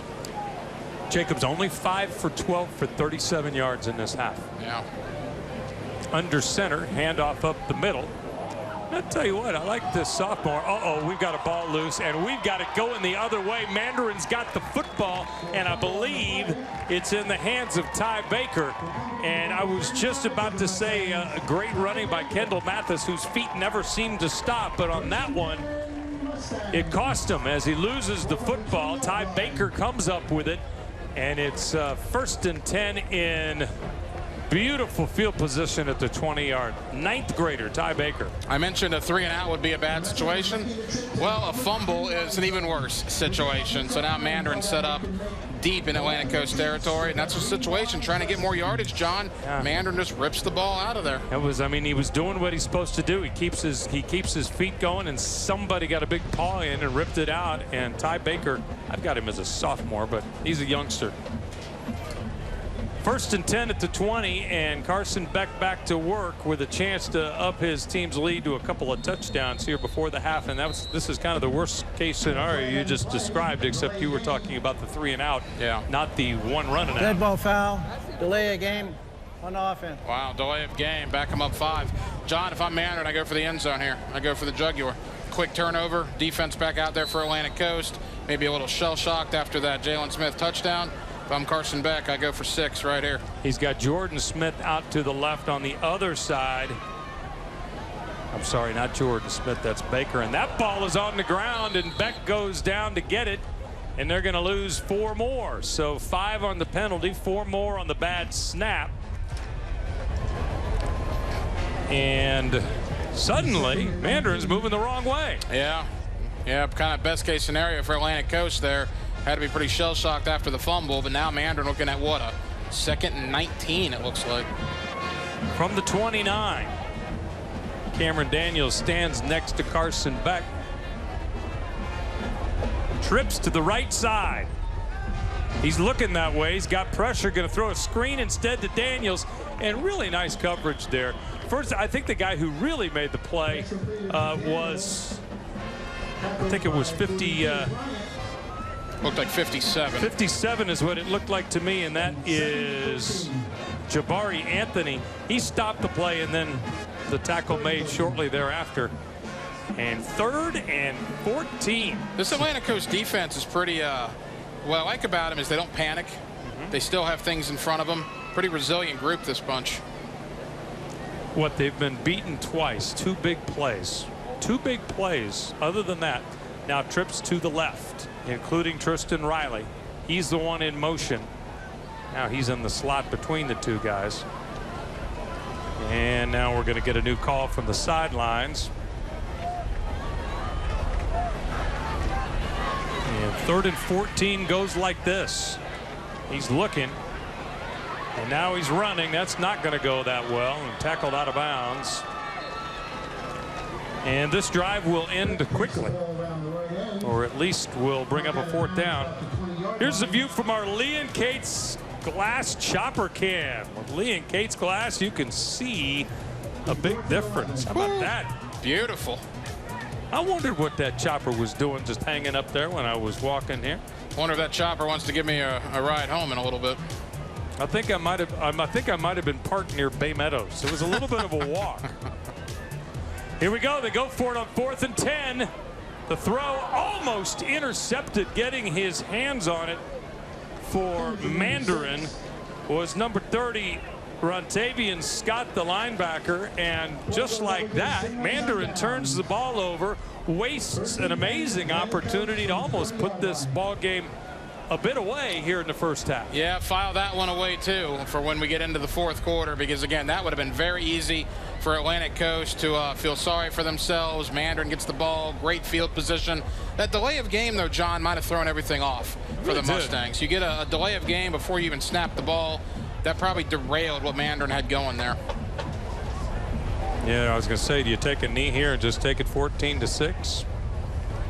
That's kind of what you do, and then you hand off and you get almost 10. Yeah, makes you think. I would imagine if I'm Coach Montemayor of Atlantic Coast, if I tell you 14-6 Mandarin at the half, I think you probably take that an hour ago. Ronnie West, absolutely. Ronnie West on that one. Found a little bit of room around the left end, and now they're in a hurry up. I tell you what, if they get another first down, they might try to throw the ball a little bit. Certainly look in a run formation, and now we've got a penalty marker, and Rich Jacobs does the put the hands out as if. Before that snap, false start on the offense. Down to remain 2. You expect to see a little bit of sloppy play game 1, really on any level. You know, high school, collegiately, or the pros. Game 1's always kind of a time to get the kinks out, if you will. Tell you what, Lee had some troubles today. They made a lot of mistakes, a lot of really big mistakes that made what should have been a really close game not very close at all. Yeah, Bartram Trail was very, very impressive in game 1 here at the Publix Bolt City Showcase. Okay, now I think they'll take a knee. Yeah, or not. Oh, sheesh. I think I would have taken a knee. But Rich Jacobs wished they would have taken a knee. Boy, on third and long, they decide to go for it. You know what, though, John? When you got a player like Patrick Bryant, you know, if he would have gotten that ball off, throw it up 30 yards, maybe makes a play for you. But what you don't want is what just happened, getting your quarterback just crushed by 2 defensive linemen there to end the half.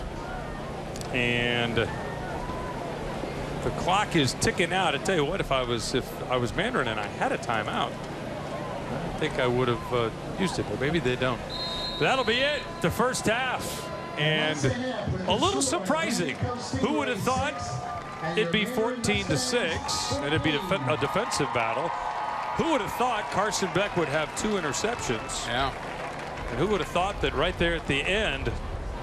All right, time for our Care Spot Coach's Corner. Let's go to the sidelines with Tara Lagerman, who has Coach Bobby Ramsey.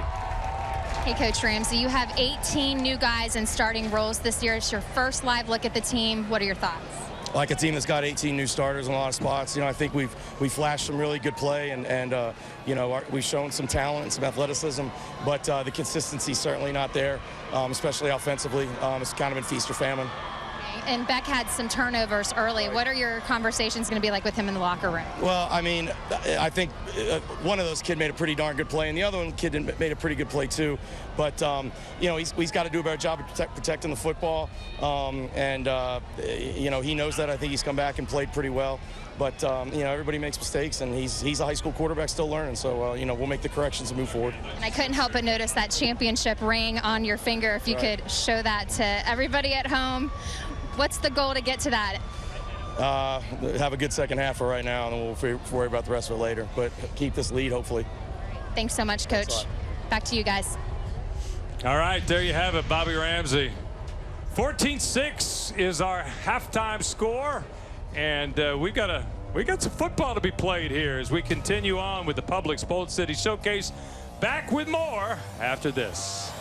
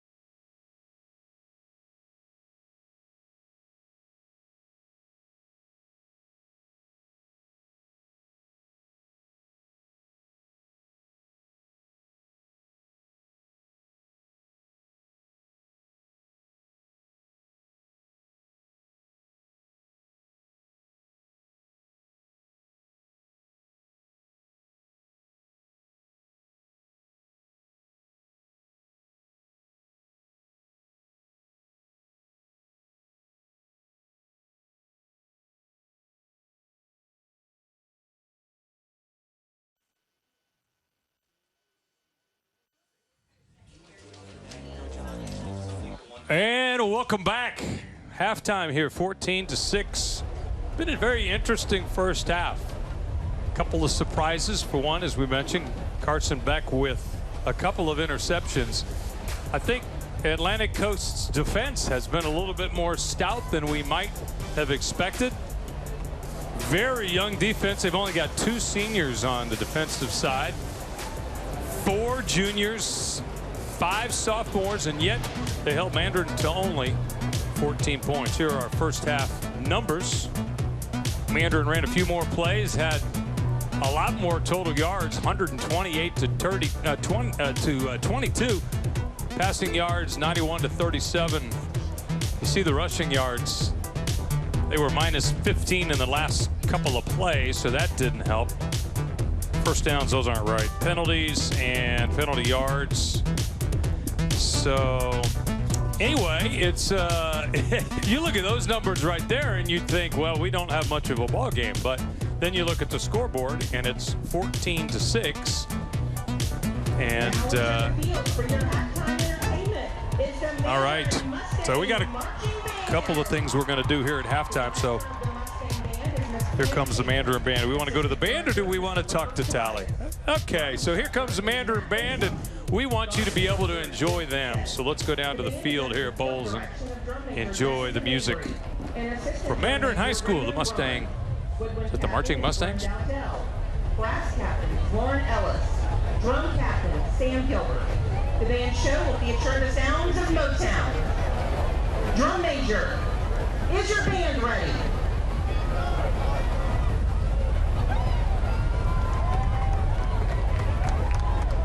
You may begin your show.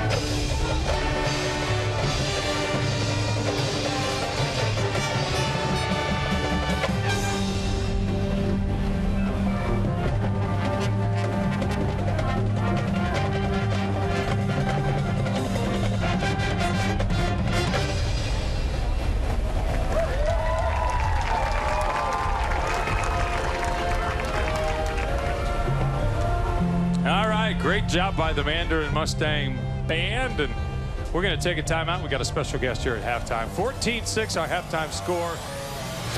Mandarin on top.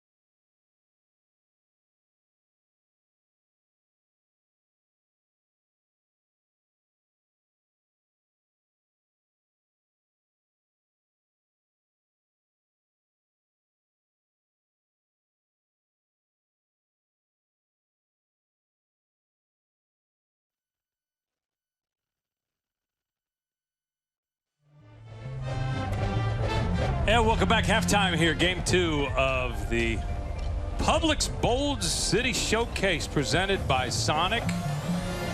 And we got a pretty good ball game here. And we have a halftime guest to talk about all the fun that we're having out here. This is Tammy Talley, who's the Director of Athletics here for Duval County. And you got to be just tickled to watch all this happen out here. It's pretty exciting for sure. I mean, the atmosphere is unbelievably just amazing for our student athletes, for our coaches, our fans. It's just a great experience for our kids to be able to have, you know, under their belt. And 3 times as many folks as last year. So it was nice last year to have actually these 2 teams open the season, but to have 2 more games is really cool. Yeah, for Duval County Public Schools to have 3 of our schools participating, Lee High School, Mandarin, and Atlantic Coast, is very exciting. And so a lot of things going on around here. Talk about some of the rest of the atmosphere that you mentioned. Well, it's a great tradition to be able to start in our community, from the Fan Fest to the VIP tent, band and cheerleaders and everything in between. The athletic trainers and team doctors are working really hard to keep everybody hydrated and safe and cool, and so it's just a great experience that I'm glad that everybody in Jacksonville is going to have a part to participate. And it's amazing how many people come together to make something like this go, and it really is great to watch. And it takes a lot of organization, it takes a lot of participation, it takes a lot of coordination, and it has to be all hands on deck, from not only Bowls hosting to Airstream putting it on, and then our partners like Channel 4 and 1010XL and Publix, and we just appreciate everything that that our partners in the community are doing. How cool. On TV, on the radio, you can catch it as you drive here, you get here, you go home, you watch it on TV, you put it on the DVR, get to enjoy it, and it's a beautiful, I mean, it's hot, but it's August, right? Yes, it is. It is super hot out on the field, but again, I think everybody's staying hydrated, and there's plenty of opportunities to go to the concession stand, and we have our cold water immersion tubs for the athletes if they get overheated, and we can put them in. But I just can't say enough about how amazing this event is. Where's the immersion tub? The immersion tubs are on each corner, so if you feel like your body temperature is too hot, just let us know, and we'll submerge you underneath the water. That actually sounds really good. So, hey, talk about the fans here. And this side is very happy, by the way. The Mandarin side now is in the shade. There are just tons of folks here. Well, they did some pre-sale tickets for the students, and they just really bought into this. They're wearing their spirit shirts, they have their little clackers, and they're cheering back and forth. Some good sportsmanship. They have their little cheering signs, and the cheerleaders are, you know, getting everybody involved. So it's super fun to watch. Tammy, thank you. It's been it's a great day, and can't wait to watch the rest of it into the evening. It's exciting. We appreciate you letting us have this. All right, 14-6. We are approaching the second half, and good news for Atlantic Coast. They'll get the ball to start things off and a chance to even things out as we come back.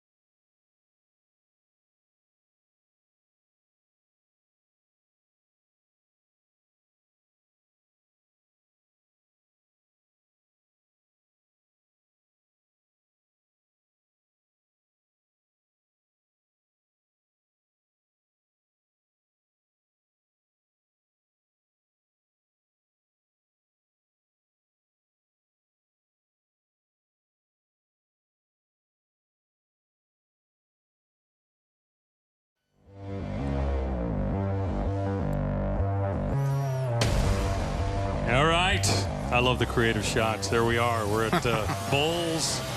And it is the Bold City Showcase, and it's halftime. I guess we're halfway through, Ryan.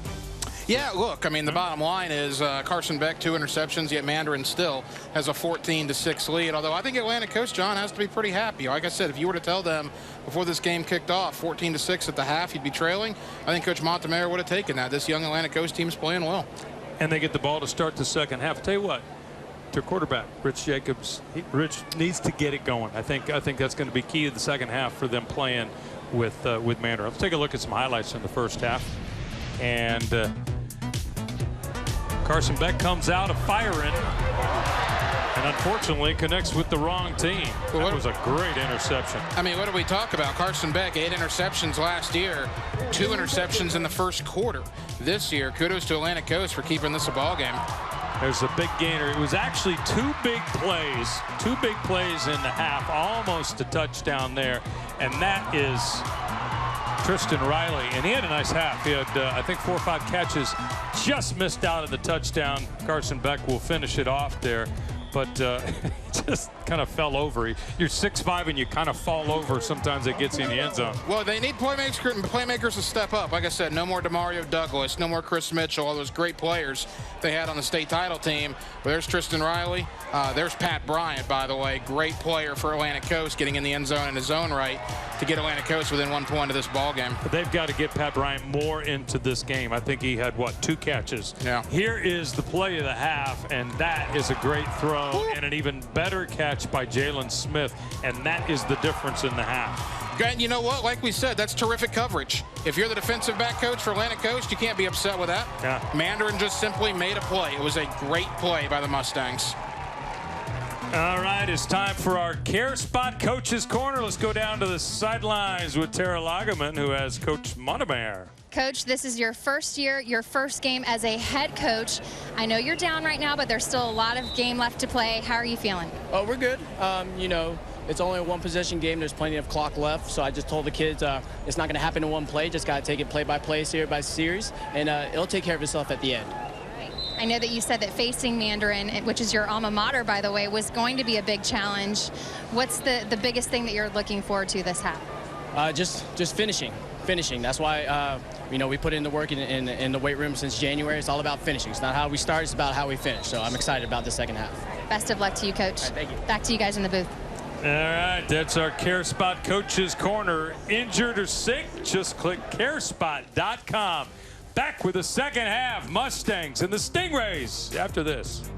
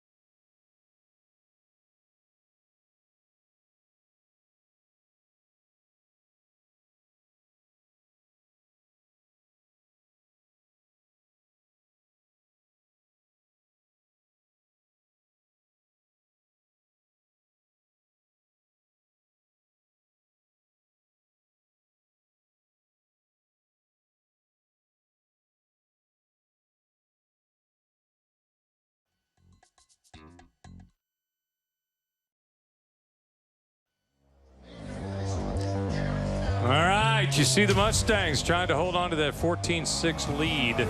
Carson Beck in that first half, 6 out of 12 for 95 yards, but 2 picks, Ryan Hacker Green. That was probably the surprise for those receptions by Tristan Riley. Yeah, it was a surprise that Carson threw 2 interceptions. Again, he was very secure with the football last year during the Mandarin State Championship run. But, you know, I got to convince myself of it, and other high school fans do as well. This isn't the 2018 Mandarin Mustangs. This is a brand new year, brand new personnel, and, you know, we'll have to see what happens. These young kids are going to have to grow up quick, because like we said, John, they're going to have a tough regular season haul, getting their hands full today with Atlantic Coast, but also on that schedule, Sandalwood and Oakleaf and Bartram, Lee. It's going to be a good regular season for the Mandarin Mustangs. Not much on the ground from either team. Cameron Daniels had 7 carries for 21 yards. On the other side, Kendall Mathis had 7 carries for -2 yards. That didn't get helped much by -15 on 2 of his last 3 carries, but not a lot going on there. The numbers for Ridge Jacobs, 5 out of 14 for 39 yards. So they've got a long way to go, and here's their opportunity to do it. They get the ball to start the second half as Mandarin's Hudson Levine will kick off. And the way to look at it, if you would have told me Ridge Jacobs had 39 yards passing at the half, no way would I have thought Atlantic Coast was still in this ball game, but they are. Well, you saw the halftime numbers was the yardage is like 128 to 22. So good coverage by Mandarin will keep Atlantic Coast inside the 20-yard line. A little dancing, but not much else by Malcolm Seaborn as he gets close to, but not quite to, the 20. Yeah, Atlantic Coast backed up deep in their own territory. That was their problem, particularly in the first quarter, John. They could not get the field position turned, which enabled Mandarin to get on the board pretty quick. And they have not been able to sustain long drives either. So they've got to get something going with the running game, and they also have to get that guy going right there. They have got to get that quarterback going. Never been a coach, John, but if I were to tell you right now, I would go to Patrick Bryant. That would be my play call sometime in this series. And on first down, they will do just that. Man, you ought to be a coach. 10 yards. You've got one of the top 6 quarterbacks in the city and one of the top 5 receivers. What should you do? Right. I mean, I'm not breaking any news here. I'm not Nostradamus, but they did not, in my opinion, go to Pat Bryant enough in the first half. Once. You have a ridiculous talent at wide receiver. Throw him the ball. Let him make plays for you. I'd do that about 3 times, and then I'd let him go long.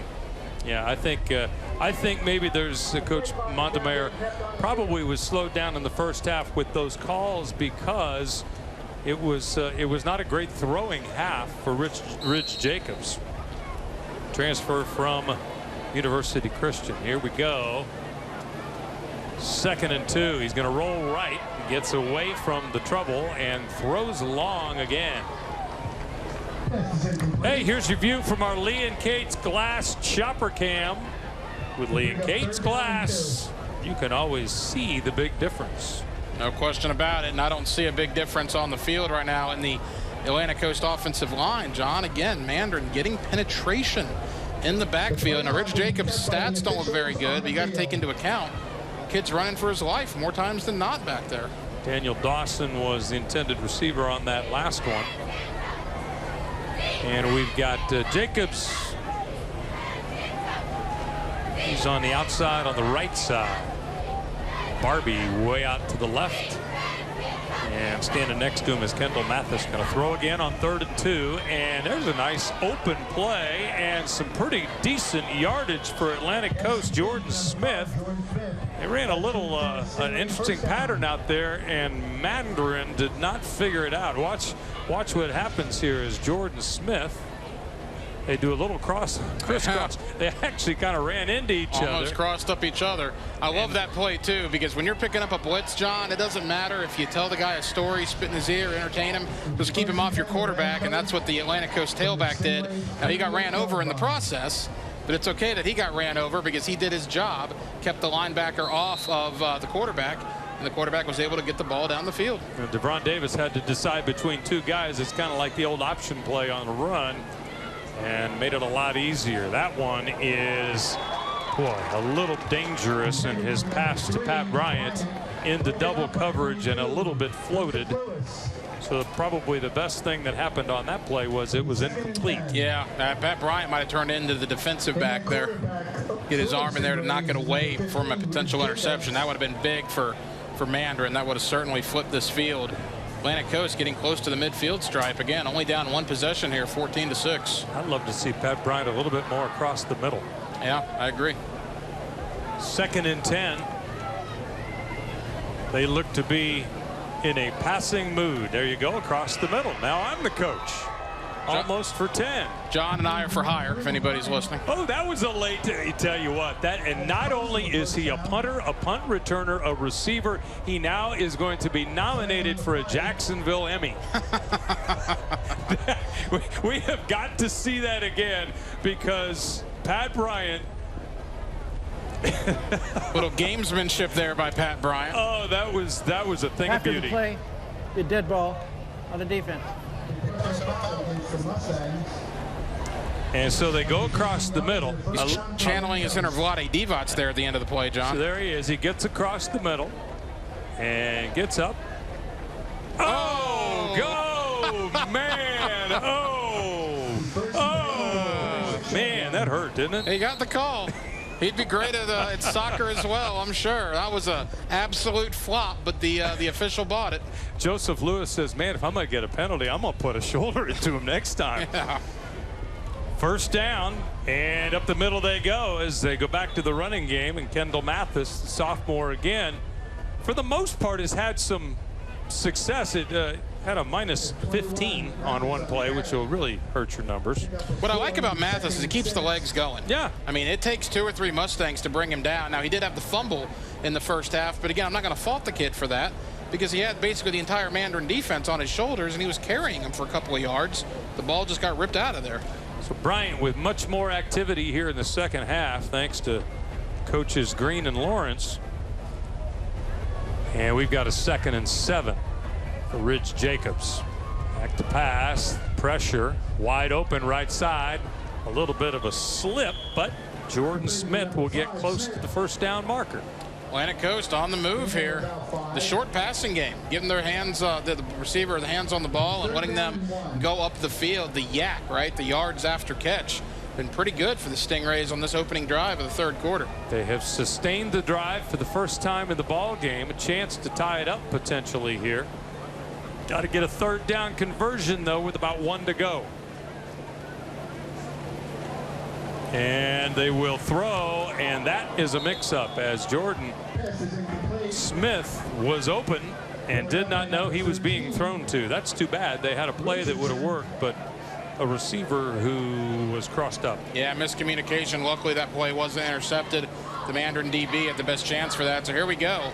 4th down and about 2 on the 28-yard line. It looks like, John. It looks like Atlantic Coast is going to go for it here.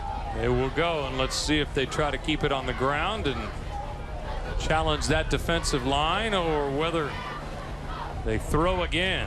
Kendall Mathis stands just to the right and behind Ridge Jacobs. And they're going to throw. And they've got the man, Pat Bryant, as he comes across the middle and gets a gain of about 9. Pat Bryant, do you not throw to him like every down? I keep doing it. And I'll tell you the scary thing for Atlantic Coast, that kid's a junior. Pat Bryant's a class of 2021 guy making plays like this. We told you he's one of the best receivers in the area. You're seeing why, Jacksonville. He is a heck of a talent. And a 1st down for Atlantic Coast. They'll go back up the middle this time. Mathis has running room and close to 10 yards. I like this kid for a youngin'. I do too. Running hard, man. Running hard. And Atlantic Coast, as you watch on replay here, watch Mathis get around the right side as Atlantic Coast makes a trip into the Publix Greenwise zone. Greenwise products are designed specifically for shoppers who pay extra attention to how items are grown, raised, and processed. And this time it's not going to work so well, and he'll still be short of that 1st down. Yeah, Mandarin stacked that up pretty good there on the right side. Time-consuming drive here. They've taken 4 minutes off the clock, Atlantic Coast has. They're deep in Mandarin territory. We got a big 3rd down here, though. Although, John, I don't know if it matters what happens here, barring a big loss. I think it might be 4-down territory for the Stingrays. 4th and about, or 3rd and about. They're saying 1, but that's a good 2 yards. They got to get to the 8. Mathis is a smaller guy, 5'8", but he is 170. And here we go, 3rd down and 2. What do they want to do? They want to roll. Oh, he's got room to run if he wants. Instead, he throws and out of bounds. Pat Bryant, as he got shoved out of bounds. I think they're going to get Atlantic Coast for holding, though, John. It was going to come back anyway. And they're going to get Pat Bryant for, tell you what, something happened to him. He might have rolled an ankle. Scary thing here for Atlantic Coast. Their best players down here at the bowl school. Ah, yep, I think it's his left ankle. Ugh. Left, well, is it an ankle or is it something else? He is down in the end zone. Hopefully that young man can get up. He is a great player, and he has had a heck of a 3rd quarter to this point. Atlantic Coast was, I believe, called for a holding penalty, John, so it's going to be backed up anyway. And that's a tough break on 3rd and 2. I tell you what, Rich Jacobs could have run for that so easily. Okay, let's take, you see the, all right, down to Tara Lagerman. Guys, you got to feel bad for Bryant because he is moaning in pain. You can see the trainers right here checking out what looks to be his left leg, but now he's grabbing at that right leg too, so they have a whole team over here working on him. I talked to some of his coaches before the game. They tell me he is just such a great kid, has been a great kid from day one. He's a junior 3-star prospect, and he could wind up being the highest rated recruit in program history by the time he graduates. He says that his goal this season is to perfect his craft, to get better, and to help his team win. Obviously, we're going to keep an eye on his injury here, and I'll let you know what the trainers say. Guys, back to you. Okay, thanks, Tara. Yeah, on that college wish list, I think the wish list may be on the other side for a lot of these guys. FSU, Georgia Tech, Miami, UCF, USF, Florida International, West Virginia. He's got offers from all of them before his junior year. But he's mentioned wanting to continue his tradition from his family. He's up putting very little weight. You hope it's cramps, but with the way he's walking, I don't know. I don't know. He's limping on both legs. Do you think it could be cramps? That might be the best case scenario, John, is that it is cramps. His brothers Brandon and Nigel both played at South Florida. And not surprisingly, he's also quite a hoops player, but boy, is he in a lot of pain right now. Yeah, he is. He's already got an offer from Florida State, got an offer from Miami, Virginia Tech, among others. There's a lot of Power 5 schools that want Pat Bryant, but again, he is only a junior, a class of 2021 prospect. 3rd and 21 without Pat Bryant for Rich Jacobs, and this was looking so much better moments ago. Pressure. They'll get it out to the left-hand side. The pass is completed. They're going to be well short of the 1st down as they get it to Malcolm Seaborn. Sets up a much more manageable field goal if they want to go that route, about a 38-yard field goal to cut this to 14-9. Or are they going to go for it here? 4th and about 12. They do have. Let's see. They're keeping the offense on the field. So. They are. So 23 down to the 8. They need 15 yards. Rich Jacobs needs to reach into his bag of tricks here. Boy, it was 3rd and 1. He's gonna miss. He was looking for Ezra Barbie, but overthrew him and the defender, and the ball goes over on downs. And a really promising drive for Atlantic Coast. Turns about as sour as you can get, as you see. And so Atlantic Coast going to have to contend more with Carson Beck. There's that great first play. There you see him scoring the touchdown. Well, if you're Mandarin, you got a golden opportunity now. Maybe the wind is kind of out of the sails of Atlantic Coast with that injury to their star receiver. We'll see if Mandarin can take advantage of that. And here they go. Cameron Daniels at running back, And he'll get the football, and he'll find a little bit of daylight for maybe 4 yards. Yeah, right up the middle there. Good push by the Mandarin offensive line. Pat Bryant just very, very gingerly still walking up that Atlantic Coast sideline. It took him a long time to get over there, John. He's still not to the bench. It's taken him all this time to get over there. You'd think if it was cramps, you would have just maybe gotten some water over. But you're right, though. It looked like he was favoring almost both legs. He really did, didn't he? Right side this time for Daniels. Good pursuit by the defense for Atlantic Coast as we get both Rontavius Scott and Tyrez Flulin on the pursuit. Discipline, Stingray defense. Coach Montemayor's coached these guys up well. They're staying in their lanes, staying in their gaps. They're doing their job. And once again, Mandarin's now got a third down situation.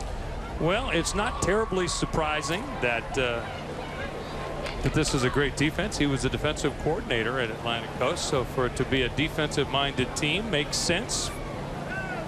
And here we go, 3rd and 6, and getting chased. Boy, wide open out in the flat for a first down, and he bought his time and eventually found Johnny Ward. Nobody anywhere close to him. And it's amazing. Great quarterbacks have eyes in the back of their head and the side of their head and all that kind of stuff. Watch this. He buys the time. He has trouble. He started right now. He goes left, and then look what I found. Yeah. So frustrating for the Atlantic Coast defense because they had him on the run, but that's why Carson Beck is Carson Beck. He made a play in a key third down situation. And I think it's time to get a drink. It is a hydration break. 5:51 left here in the third quarter. Time for a Sonic hydration break. For all cookie dough lovers, just when you thought you couldn't get enough cookie dough, Sonic made the Big Scoop Cookie Dough Blast and Sundae. How about that?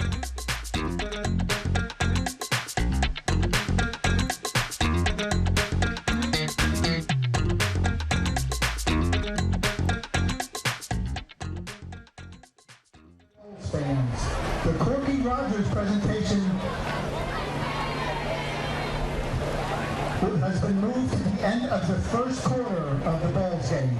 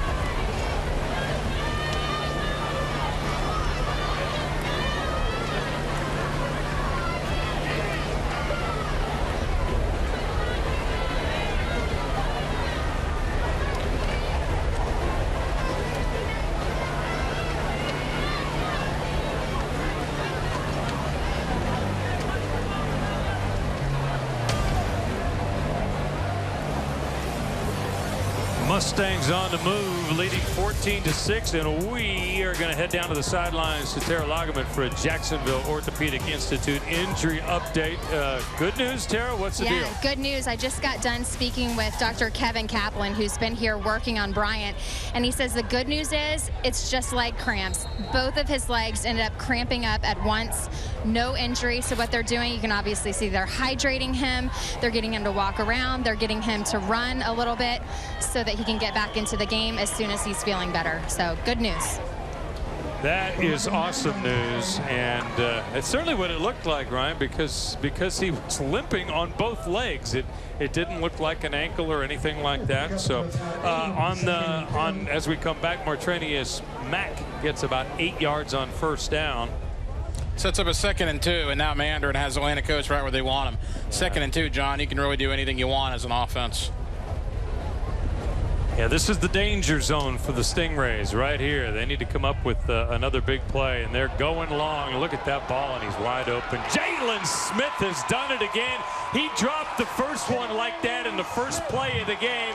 This time he does it. 46-yard touchdown, and just like that, it is a 2-score game. Beautiful catch, beautiful throw, great protection.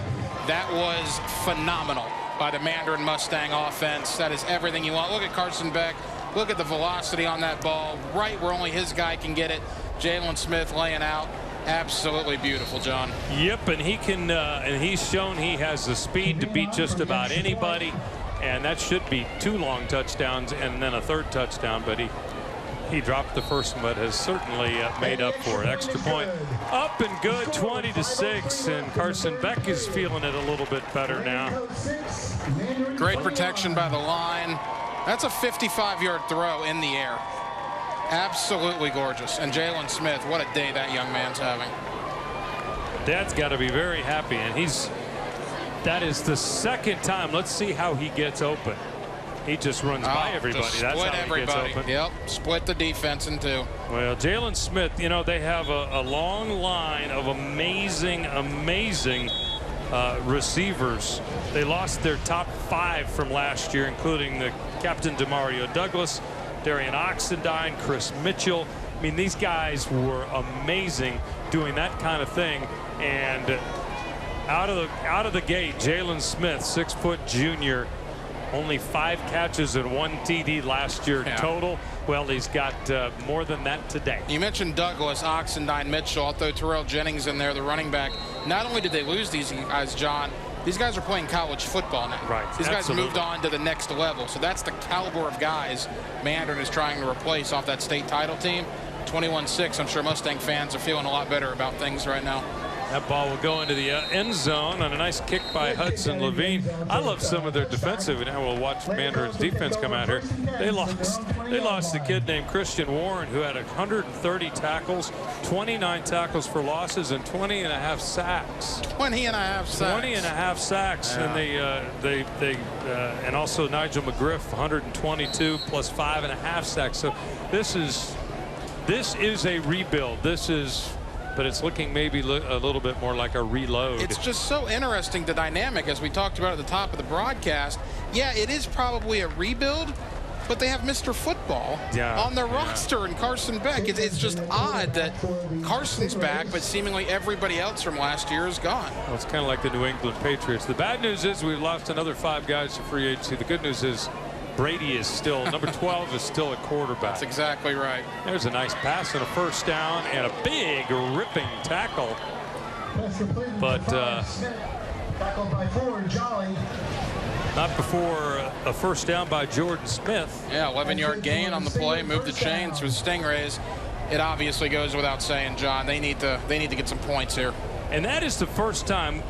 Whoop, we did see that. If we see the tackle there, Jerome Jolly was the one on that tackle. We haven't heard his name a lot. And that one is going to be picked off on the other side. And that was a great defensive effort by number 7, Nick Mitchell. Yeah, I believe that is the younger brother of Chris Mitchell, who we just talked about yesterday, or talked about earlier, last year, having such a great performance for Mandarin. John, this is almost a duplicate of what we saw in game 1. Mandarin's come out really strong in the second half. You see the interception right there, great field position. Almost exactly what Bartram did to Lee in game 1 of this Publix Bold City Showcase. Oh, what an athletic play by Mitchell, who's a 6'2", 200-pound junior. Had 11 tackles a year ago. 4 of those were tackles for losses and 3 sacks. So he's got the propensity for the big play. He makes it there, and Mandarin's got the ball back in business at the 40. Cameron Daniels right up the middle, and a late flag. I always like going for the end zone on those plays, John. Not sure about the draw play there. Atlantic Coast sniffing it out. I think when you get a sudden change like that, the defense is a little on their heels. That actually was not Cameron Daniels. It was Javaris Burton. Down to remain 1. Boy, almost an exact replica from the last time Mandarin got a turnover. They had the delay of game, if you'll remember, John. Well, now a holding penalty sets the Mustangs up in 1st and long. Again, maybe derailing the momentum they just had there by the defensive, the big play. And Atlantic Coast just clawing and scratching and trying to stay in this ball game. 1st and 18 for the Mustangs. They get a little bit of a break there. Let's see what they can do here. Handoff goes up the middle, and a gain of about 4, maybe 5. That was once again Javaris Burton getting the carry. I think something to bring up too is Carson Beck and the Mandarin offense is out there. Like we said, they got all the acclaim last year. The defense was very good. Everybody's going to talk about Carson Beck and the touchdown throws to Jalen Smith today. Let's not forget what this Mandarin defense has done, putting a pretty good stop to a very good quarterback for Atlantic Coast and a very good Atlantic Coast offense. 6 points. That's it. With a brand new defense. That's not bad at all. Beck calls out the signals at 2nd and 15. Oh, he was thinking long. Now he finds short, and it's going to go long. Well, that works. We've got a penalty, though, on the other side that I think is going to cost Mandarin. But that ended up, you saw Beck, he really wanted to go deep. And then in the end, decide to make the little dump out. And the dump out to Burton went pretty nicely. But then we saw a flag come in late on the right side of the field. Blocking the back. Blocking the back. On offense. It's a spot foul, so Mandarin will still move into Atlantic Coast territory there, but that did stop, obviously, getting deep into Atlantic Coast territory. How many times today, John, have we seen Carson Beck hit the check down man and it turn into a big play? If they're covered deep, Carson has the presence of mind to stay with it, hit your check down guy. And these Mandarin receivers and running backs are so athletic. All you need to do is get the ball in their hands, and they'll make good things happen for you. If we get a replay here, you'll see that Beck was looking long. Boy, he's got good eyes. You know, we talked about his elite processing. We're almost just watching him process as we go here, as he checks from one to another, and usually makes the right call. And Burton getting a bunch of activity here, not much on the ground there on 2nd and 2. I don't think he got it. It'll be 3rd and short. So that penalty erased the 1st down. And 3rd down and about 1. Burton still in the ball game. He's played this entire series. 3rd and 1 in the shotgun. It's always amazed me, but yeah. You have Carson Beck, I guess it's okay. And up the middle, and I think Burton's going to get a 1st down. Didn't have to get much, John. He didn't get much, but I think he got enough depending on the spot. So Carson Beck a year ago had a couple of 400-yard games, including in the state semis against Sarasota Riverview. 17 out of 27 for 474. Unreal. Unreal. That's what, almost 30 yards at completion? Absolutely incredible run they had. Those 5 playoff games will be remembered at Mandarin High School for a long, long time. For their first ever state championship in anything. Cameron Daniels tripped up. That was actually a really nice play by Desmond Evans. I will tell you this, though, as we look at the Mandarin offensive line here, talking to Bobby Ramsey this entire offseason, the Mandarin coach, they were ready to start the defense of their title.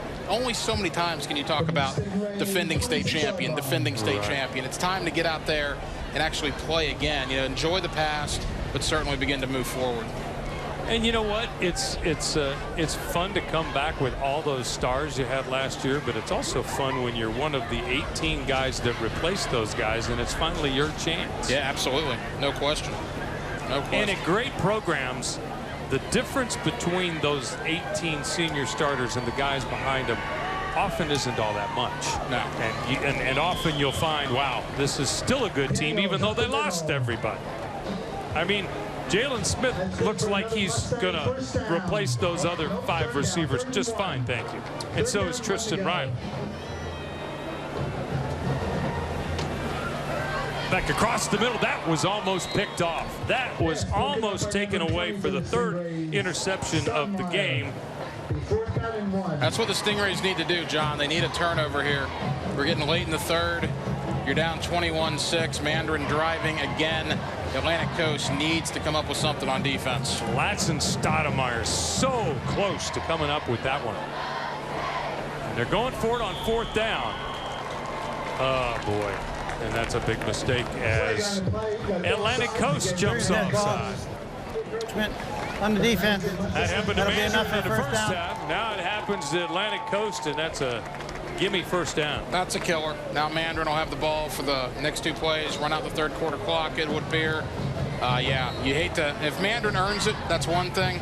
But just hand it to him with an encouragement penalty. Coach Montemayor cannot be happy about that. And Cameron Daniels finds some daylight around the left end, and the running game's beginning to work a little bit. Daniels and Burton have had a lot to say on this drive. And by the way, Mandarin has made another trip into the Publix Greenwise zone. Come explore our aisles and discover the items that have earned the Greenwise name. Beck back to pass, and that could have been offensive pass interference as they tried to hit Chris Freeman. Chris was kind of holding back the defender. Got to tell you, I'm surprised something wasn't called there. There was a lot of battling downfield, whether it was offensive or defensive pass interference. I would have thought something would have been called. But Chris had an arm out, kind of keeping the guy away, and then when it was incomplete, it was like, man, what happened? Why is there no call for me? 3rd about 4. Something to remember here, too. A 15-point game. A field goal puts Mandarin up 3 scores. So a field goal is not the worst thing in the world for the Mustangs here. Let's see what Beck can find. They're going to hand it on. Nope. Play action. And into the end zone, and not quite able to handle the pass. Looked like it was a little behind him. Alex Schwenke, that's he's their tight end, wide receiver, kind of does a little bit of all of that, and that was a really difficult catch behind him. Yeah, Beck on the run, trying to hit the tight end for the score. A little behind him, so now Mandarin going to attempt a field goal here. If this is good, John, it puts the Mustangs up 3 scores. This is a big, big kick in this ball game. Devine will be attempting. And Hudson Levine's been pretty good on everything he's been called on to do today. He's got 3 extra points. He's done a nice job with kickoffs. And let's see what Hudson can do here. It is blocked. And they have to cover this. Folks, this is a live ball, and here comes Atlantic Coast. One block to go, and that is a big-time return by Latson Stoudemire, who almost had the interception. They get the block of the kick, and let's see who. I mean, the penetration there, Atlantic Coast, that kick had no shot. Atlantic Coast picks up the ball, goes down the sideline. John, we talk about a turnover, talk about making something happen. Well, that is absolutely making something happen. Now Atlantic Coast deep in Mandarin territory, a touchdown for the Stingrays, and they're right back in this thing. What a turnaround. Latson needed a block there. I'm not quite sure who got a hand on that. But, boy, what a big play by the Stingrays. Pat Bryant back in the game, John. Yes, he is, and they are back in the ball game, down 2 scores, 14 seconds on the 3rd quarter, but they are set up at the 25. First down, Pat Bryant, wide right. They're going to run it up the middle and get not much at all. So Mathis, maybe a gain of 1. Mathis meet Adams, Craig, Jackson, and Nooney. That interior Mandarin defensive line's been very, very good today. There you have it. 3 quarters in the books of game 2 here. It's the Publix Bold City Showcase presented by Sonic. And this one's not over, folks. Don't go anywhere. 21-6 is our score, but Atlantic Coast is knocking.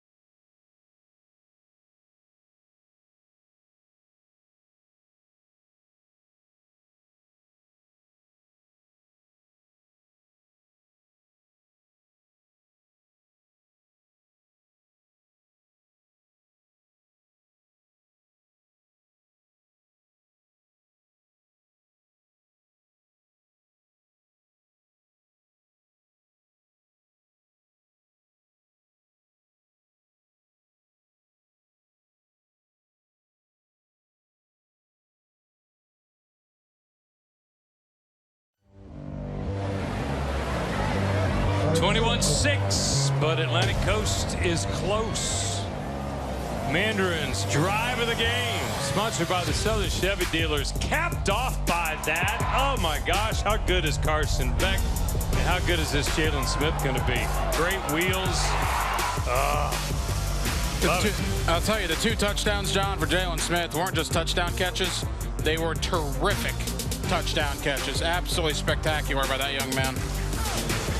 Okay, and we have all kinds of activity on the line. Now, it looked like Mandarin jumped, which caused Atlantic Coast to jump. That'd be my call, but I'm wearing a red shirt, not a striped one. Let's see. I think they may call that against Mandarin. During the dead ball, encroachment on the defense. Against the Mustangs. Mandarin, another penalty. Atlantic Coast creeping their way further and further into Mustang territory. Again, a touchdown here makes this thing very, very interesting coming down the stretch. Tell you what, Pat Bryant comes down with that ball in the end zone. Yeah. On the other end on 3rd and 1, and we are in a dogfight right here. But they still have a whole quarter. Uh-oh. That's not good. No, that was what you call a jailbreak, John. 2 guys in the backfield, and Ridge had nowhere to go with that one. Led by guess who? Carlos Jackson. He is a destroyer. And here he comes. He's got to be the defensive MVP of this game. Carlos Jackson's been everywhere. Tell you what, you think about it, the whole game, though, the beginning we were calling Kadarius Poole. Then you mentioned Travis Moss as being somebody we called a lot. Nick Mitchell made it. A couple of good plays, but Carlos Jackson has been stout all game long. All right, 3rd and about 14, and they throw short to Pat Bryant, but he's not going to be able with 5 guys chasing him. It's like you 5, you go cover 3, and when he catches it, tackle him. Hey, Football Fridays on 4. All the game-changing moments, the hits, the highlights every Friday night at 10:30 on News 4 Jax. Clearly 4-down territory, you would think, John. Down 15, about 10.5 to go in the ball game. You don't know how many more possessions you're going to get. It's 4th and long, but if you're Atlantic Coast, it's getting somewhat close to desperation time. Wasn't it just 1st and 5? Yeah. That's what a quarterback sack will do for you. Yeah.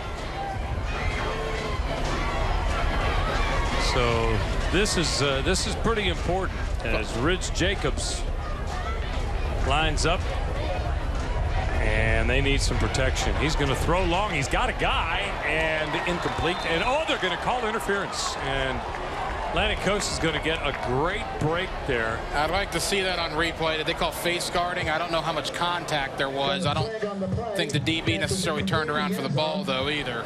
That was Devron Lewis, and I don't know that he did anything wrong, but trying to hit. Who was that down there? I think that was Malcolm Seaborn. It wasn't Bryant because Mandarin had 7 guys covering him.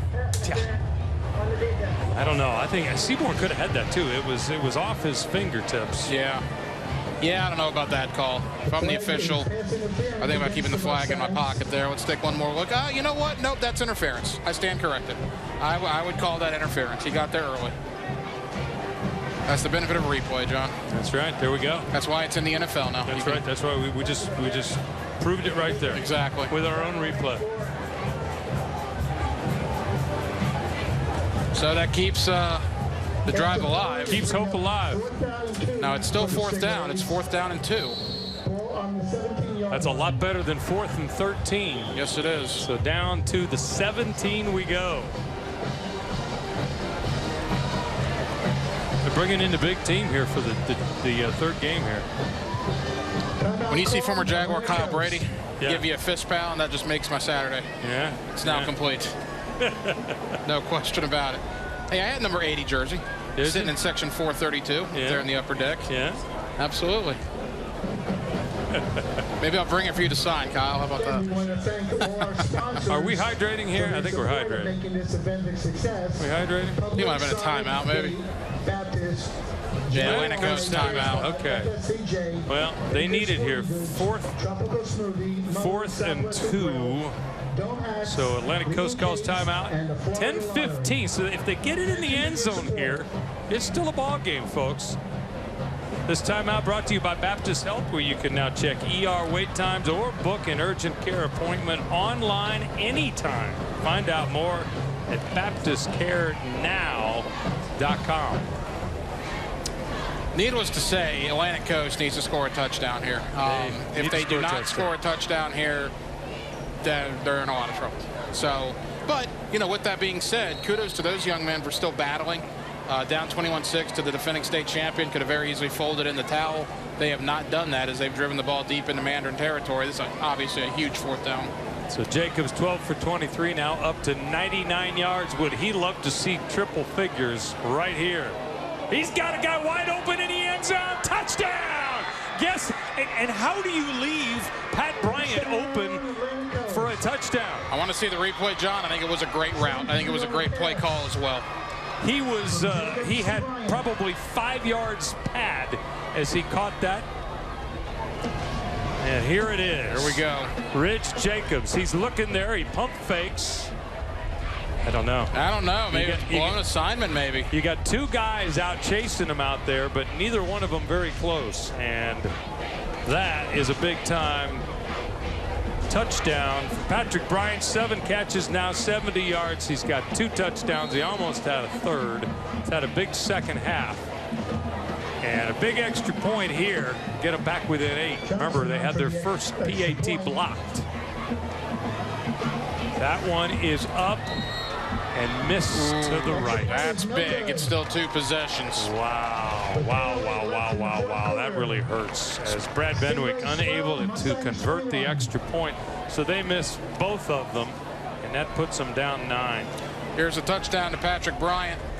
Patrick Bryant, obviously one of the best receivers in the area. He has proven that today. His 2nd touchdown of the game. He made one move. He made one move, and unfortunately, Joseph Lewis is just a sophomore. Joseph went out. Bryant went in. Yeah. And that was 10 yards. That happened that quick. I agree with you, though. If Atlantic Coast is in a 4 or 5 wide receiver set, I'm going to take my chances with man-on-man on basically everybody else, and I'm putting 2 or 3 guys on Bryant down the field. From here on out, if I'm Mandarin, wherever number 3 is, 2 or 3 of my guys are going. I wasn't really kidding when I said 5. Well, yeah. You know, you gotta make sure that he is locked up, and that was a perfect example where you've got to have safety help over there. Unfortunately, the safety was late too. He was. Now 21-12. That missed extra point does change some things. It is still 2 possessions with about 10 minutes to go. I don't think Mandarin's in bleed the clock time yet, though. A nice sustained drive, but Mandarin needs to move the ball, get some more points on the board here. Don't want to go into a conservative mode if you're Mandarin. It's a 2-possession game, but are you going to feel good about a game-winning field goal for Atlantic Coast? Yeah, that's true. But let's see what Mandarin does. And they put it on the ground is what they do. I think they recovered the fumble. Now we have the exchanging of pleasantries. Yeah, Mandarin got it back, John. Wow, that was a great break. Okay, here we go. There goes Pat Bryant on the replay here. Now watch, he's going to break out, and then he's going to come back in. Man, that is just that's just a thing of beauty, isn't it? The down and out and up for Pat Bryant, and unfortunately the Mandarin defensive back bit on the down and out, and Bryant was wide open in the back of the end zone. And kudos to the Atlantic Coast line for giving the quarterback time, and the quarterback putting it where he needed to for Bryant to be able to make that catch. And the Mandarin survives almost a huge game-changing error on the kickoff. And now we're going to do a quarterback keeper on the zone read, and Carson Beck going to get about 6 or 7. Carson Beck, very mobile for his size. There's no question about that. I'll still go back to that one play in the first half where he tried to run over the defensive back. That's the competitive nature Carson Beck has. 2nd down and 3 for the Mustangs. Clock counting down towards 9, and now the coach wanted a penalty thrown, but Mandarin just going for another play. They've got Martrinius Mack in the backfield, and Play action, throw out to the right side, and that's a really, really nice tackle by Nick Mitchell out there after the first down. Did they get the first down? Not quite. Down to Tara Lagerman. What's going on, Tara? All right, I'm here with Alan Verlander with Airstream Ventures, who helped to coordinate this entire event. Alan, I just wanted to check in with you. We're about to head into Game 3. How's everything going so far? Yeah, it's going smooth. I mean, you've got hiccups with any event. I think the event planners, we always see the worst of it, but I think from a fan's perspective, we've got nothing but compliments. We do have some long lines in areas, but I think overall everybody's done a great job, and from an operational standpoint, you know, it's been as good as we could hope for. And I know that you're really wanting, everyone's wanting this to become a Jacksonville tradition. Yeah, that's the goal. I mean, we've got such a great sports community. Certainly Airstream Ventures does a lot to bring sporting events with TV4 and 1010XL, our partners in this. And so the goal would be 20 years from now, we're still doing this. And so I think that's what we're going to hope to do. And lots of people have come out today to see their teams play. I know that you're expecting 10 to 15,000 people to come through these stands today. Yeah, I haven't looked at the counts. I'm about to go do that. And so I think we're going to well surpass that. The crowds have been way bigger than we thought, thanks to all the promotion that's gone on. So overall, a great day, great weather. Looking forward to next year. All right, we are too. Thank you so much, Alan. Back up to you guys. Thanks, Tara. And great job again, Alan, for everything you guys at Airstream Ventures have done for this High School 912, and that whole initiative is amazing and really catching momentum. Alan Verlander, Joe Lamp, all the folks at Airstream do such a great job. 3rd and a little bit less than 1. And Beck now is going to call a timeout after all that. Well, needless to say, this is a big play. 3rd and 1, 8 minutes to go. Mandarin up by 9. John, a first down here, and now you will start thinking about running a little clock if you're Mandarin. And they will call a timeout here. 8:04 to go in the ball game. 21-12. Mandarin on top. They call the timeout. This timeout brought to you by Baptist Health, where you can now check ER wait times or book an urgent care appointment online anytime. Find out more at BaptistCareNow.com. September 6th against the Land. There you see, how do you go through this thing and figure out how a school is classified? Well, there it is. You got your rural schools at Class 2A, 3A, 4A, getting up over 1,000, 5A. Up to 2,400 and above. I guess the biggest school in the state of Florida is almost 5,000. And there's 78 schools in Class 8A. One of the big changes this year, like we said, Oakleaf, Bartram, and Nice all have moved up into the 8A classification. With Bartram and Nice, that just goes to show you the explosion of students in St. Johns County. And it's going to make for one heck of a district. So Mandarin on 3rd and 1. Let's see what Beck can get his troops to do. He goes under center and sneaks. And I think he got the first down, no problem. He's all the way up to the 35. And the Mustangs will get a first down and keep the clock rolling as we are now under 8 for the ball game. Yeah, I think at this point now, again, if you're Mandarin, even though you got Carson Beck, I think you want to run it a couple of times here, see what you can do on the ground, keep that clock moving. It'll be about 7.5 minutes probably when they snap this ball again. Couple of more runs, and then you look for number 1 bolting down the sidelines. That's exactly right. Boy, Jalen Smith, how good has he looked? Handoff, and this one's going to get backed up into the backfield as Martranius Mack is taken down. Nice play. This is the Stingrays side. This is the series for the Stingrays, John. Need to get them off the field right now. It's a good start. 2nd down and about 15. You got to get Mandarin off the field these next 2 plays. Get the ball back to your offense because, again, you need 2 possessions to catch Mandarin at this point. Travis Batts did the job on that play for the 5-yard loss. Now I assume they will go back to the air. Play action, fake throw. And there's that thing I called for, and it's complete to number 1. He dropped the football, and it's recovered. Well, it's still on the ground, but I think Atlantic Coast, after all of that, came up with it. But they found Jalen Smith wide open, but he lost the football after about a 40-yard gain. Yeah, I mean, Jalen Smith wide open again. Carson Beck finds him. Jalen Smith going to the end zone. And kudos to Atlantic Coast, man, sticking with the play, knocking the football out of there. Now, the good news for Mandarin, it's essentially a punt because it's 45 yards down the field. But nevertheless, Atlantic Coast gets the ball now, only down 9. And that is a big-time play by a guy who's not even on the roster. That's pretty good. Number 19's not even listed, and he made a great play and stripped Jalen Smith, stopped another huge gainer. When you make a play like that, John, you don't need to be on the roster. You let the play speak for itself. That's right. Holy moly. And that one almost over the head of Rich Jacobs. A handoff, and it still goes for pretty good yardage. Kendall Mathis, here's the strip, 19. He just pulled it out of there. He says, I'm going to be in the roster next week, Coach. Jalen Smith's had a very interesting day. He has had 2 ridiculous touchdown catches. He had a big drop and now a fumble. All in all, though, I'll take his performance today. Yeah, I think he's going to be a player you remember. 2nd and 5. Jacobs for the first down. That's out and complete to Malcolm Seaborn. Atlantic Coast refuses to go away, making this thing interesting. 9 down, 6.5 to go. Tell you what, those 2 missed extra points just tear at your heart at this point. Maybe I will be Nostradamus. What did I say about 2 hours ago? Remember the blocked extra point. Yep. Well, clock is stopped. 6:34 left in the ball game. It's time for a Sonic hydration break. Fill up on Sonic's Car Hop Classic for just $2.99. We will be back in action in just 2 minutes. Stay with us.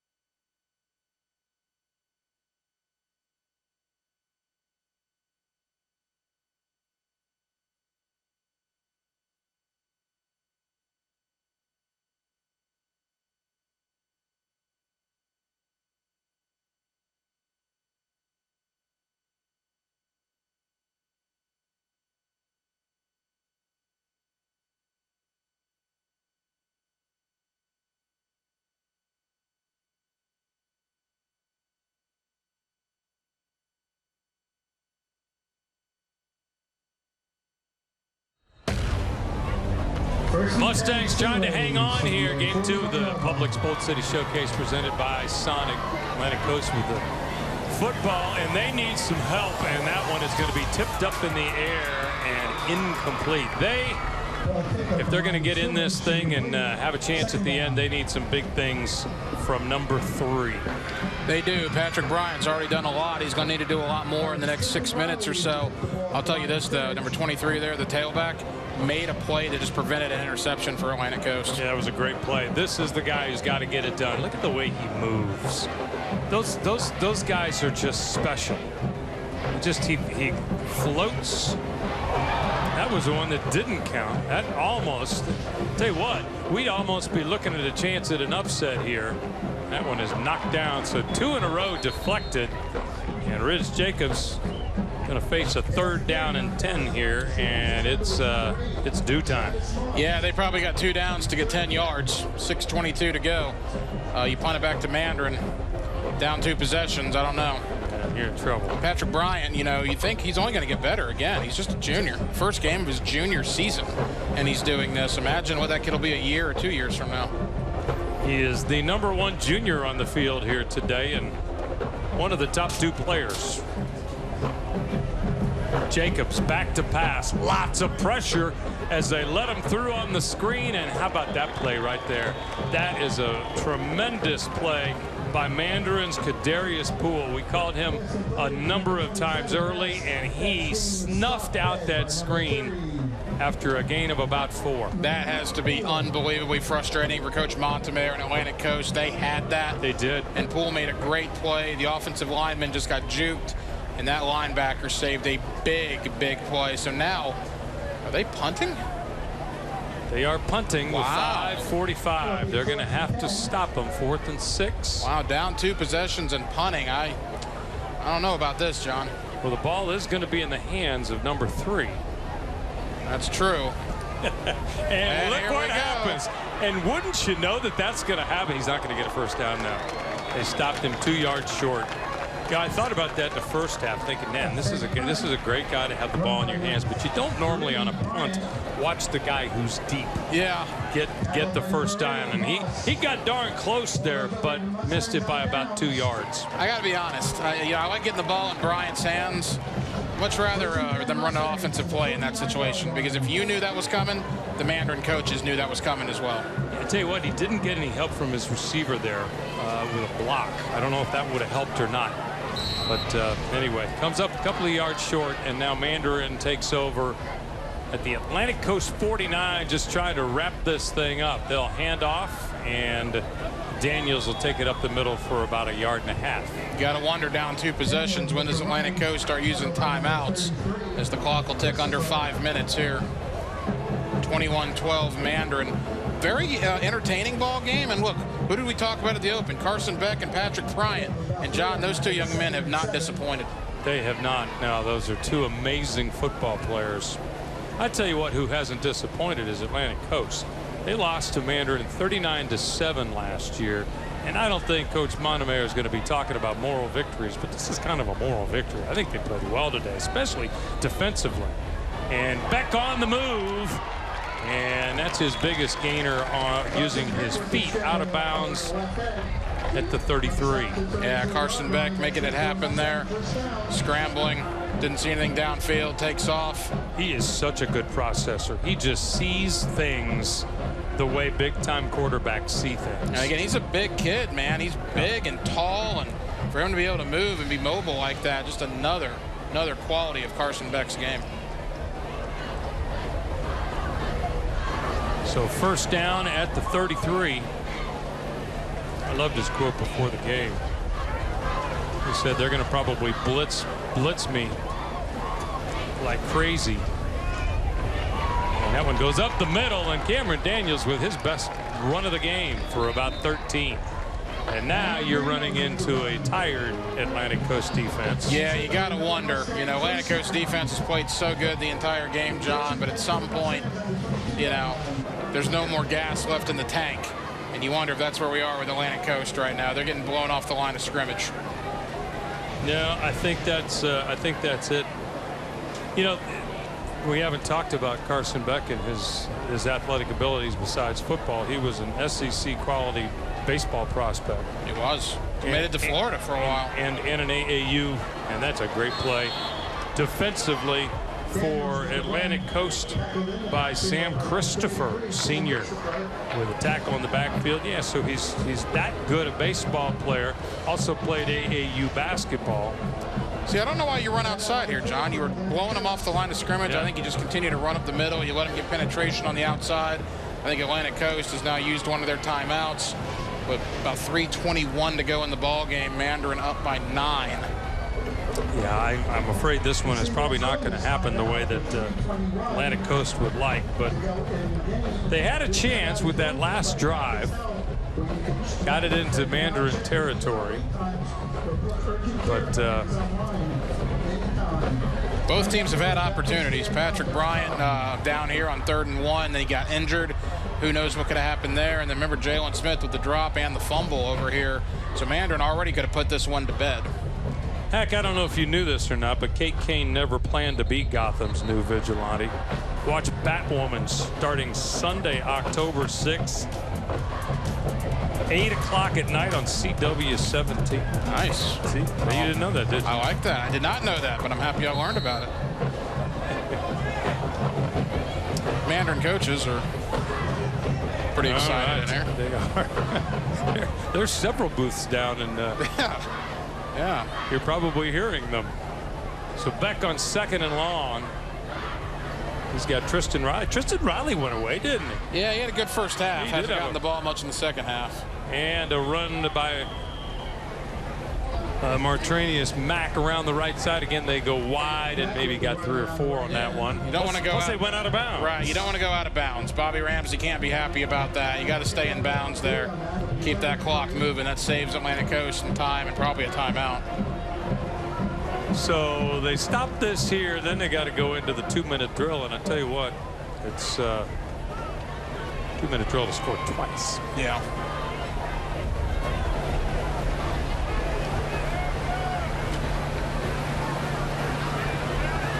Beck back to pass. Lots of time now. He's chased, and he finds an open guy, but that one went right off the hands of his intended receiver.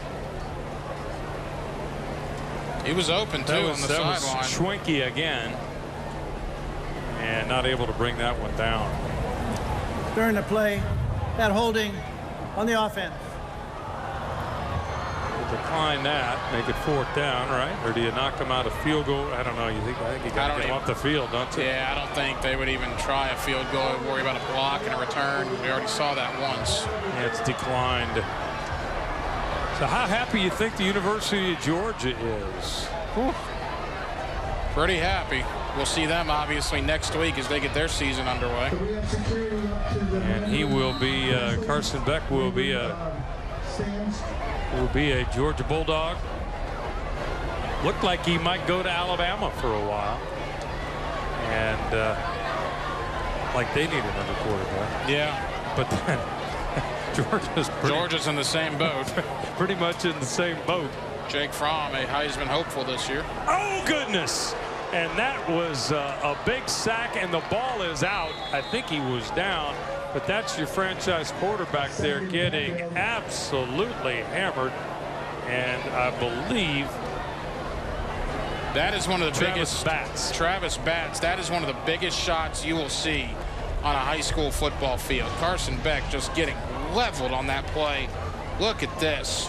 Holy moly. And he does not feel great as he walks off. That was a big time hit. Clean hit too. No helmet to helmet there. Nothing wrong with that. That's just good hard-nosed football. My goodness, Carson Beck will be feeling that tomorrow.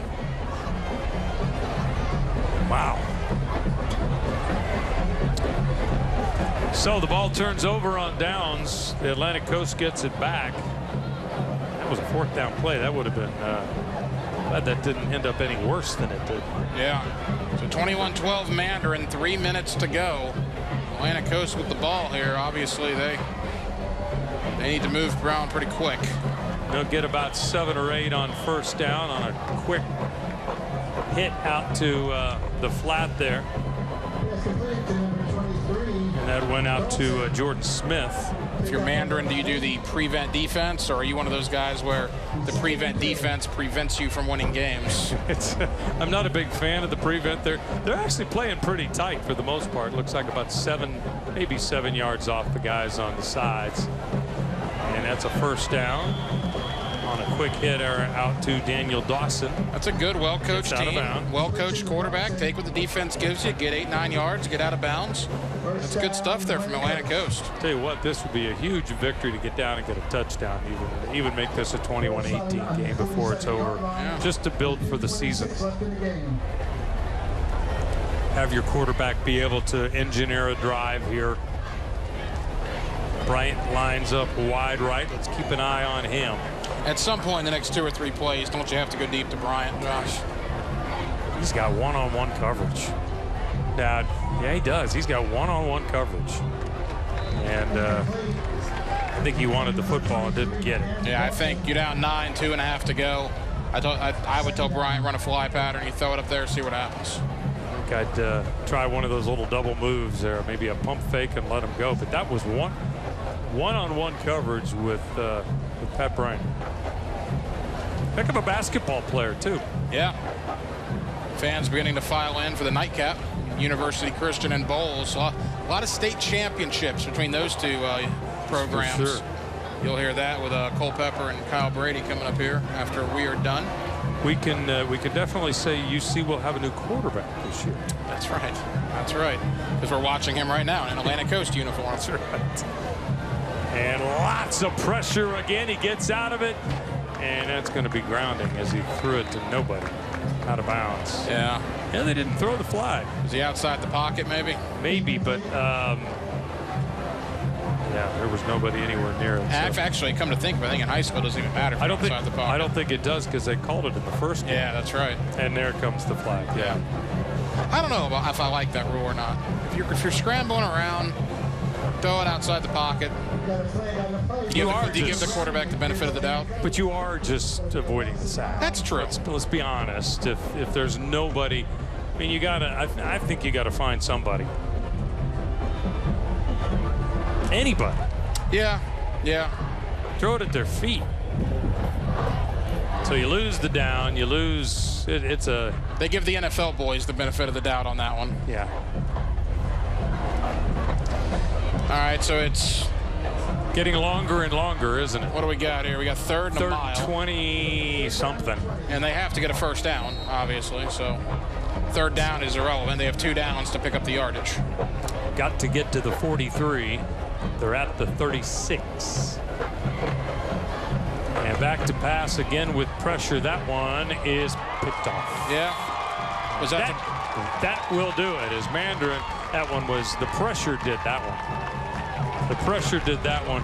And Uriel Richardson, who plays a little running back, plays a little cornerback, gets the pick off Mandarin, and with 2:07 to go, that is going to do it. And you'll see, I think the pressure, I don't think he got it where he wanted to go. He's just trying to get it out to Bryant. You got to get it to Patrick Bryant in that situation. I like the idea. At that point, it's pretty much desperation anyway. Again, right idea for Atlantic Coast, just great execution by Mandarin. And now with Atlantic Coast with like 1 timeout, I believe, 1 first down should do it here for the Mustangs.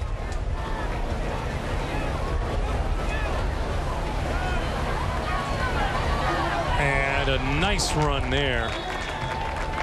Martranius Mack with a good almost first down. In fact, he got first down yard. He's got about 11 yards. All right, Tara stole my quiz, my first quiz for you. Yeah. So I'm gonna throw another one at you.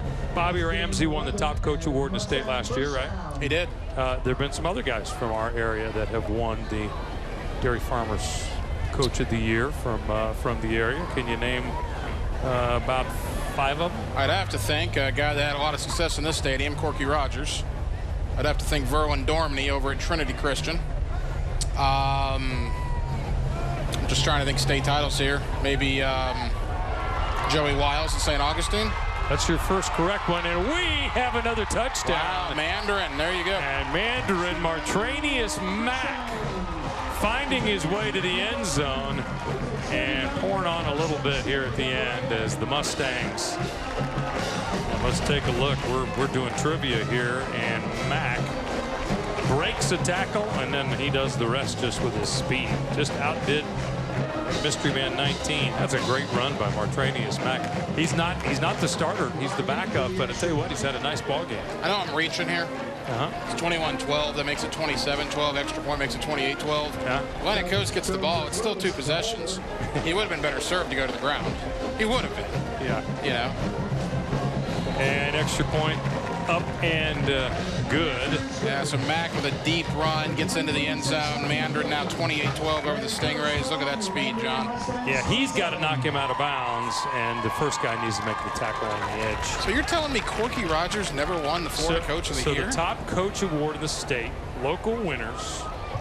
You mentioned Joey Wiles. Yeah, I'm a little shocked by that too. How could Corky Rogers not win that award? Okay, like national award. Right. He's not on this list.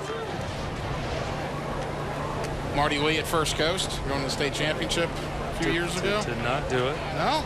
Well, I'm striking out. I'm 0 for 3 here. You got Joey Wiles. How about the brand new head coach at Bowles, guy taking over, and old Ponte Vedra coach Matthew Toblin. He's still working it here. Wow. All right. Well, you're going to have to help me because I am obviously 0 for. Bob Withrow, maybe a little before your time. A little bit. I know the name. Yeah. A little before my time. Robbie Pruitt might have been a little bit before your time too. 1996. I've had Coach Pruitt on the radio in the past. Yeah. Danny Green at Columbia. I should have got Danny Green. Danny Green did a great job at Columbia. Did a pretty good job at Orange Park too. No, who you should have gotten is Darren Wiley of Rams. Oh, Duran Wiley. Yeah. Yes, I should have. Yes, I should have. 2015. Yeah. Back-to-back 4A state champions. Kind of surprising last night. Duran Wiley and the Vikings going down to Orlando Jones, 40-15 at home. Over there at the graveyard at Rains High School. So that was one of the surprising outcomes on Friday night. Now, Orlando Jones is always a powerhouse. I mean, they are one of those Orlando schools. There's the kick. And returning it back out to about the 24 is number 23, Daniel Dawson. Minute 19 to go, as you said. Cole Pepper returns along with Kyle Brady to bring you the finale here tonight. We got the booth all cooled down for him too, so not so much. No. Yeah. I put the jeans on today, trying I'm not on the radio, I'm on television, looking all pro, and kind of regretting that decision, John. Not going to lie to you. No, that's not a great decision on a lot of different levels. It wasn't. It wasn't. But what a great time. Certainly appreciate Airstream Ventures and the good folks at Channel 4 for giving me this opportunity to get out of the radio booth and see how the TV side of things is done. Well, you've done a great job, and I tell you what, this has been balls on the ground, and I think Mandarin may come up with it. I think it's time to call off the dogs. I think so. Victory formation looks like for the Mustangs now. Victory formation would be nice.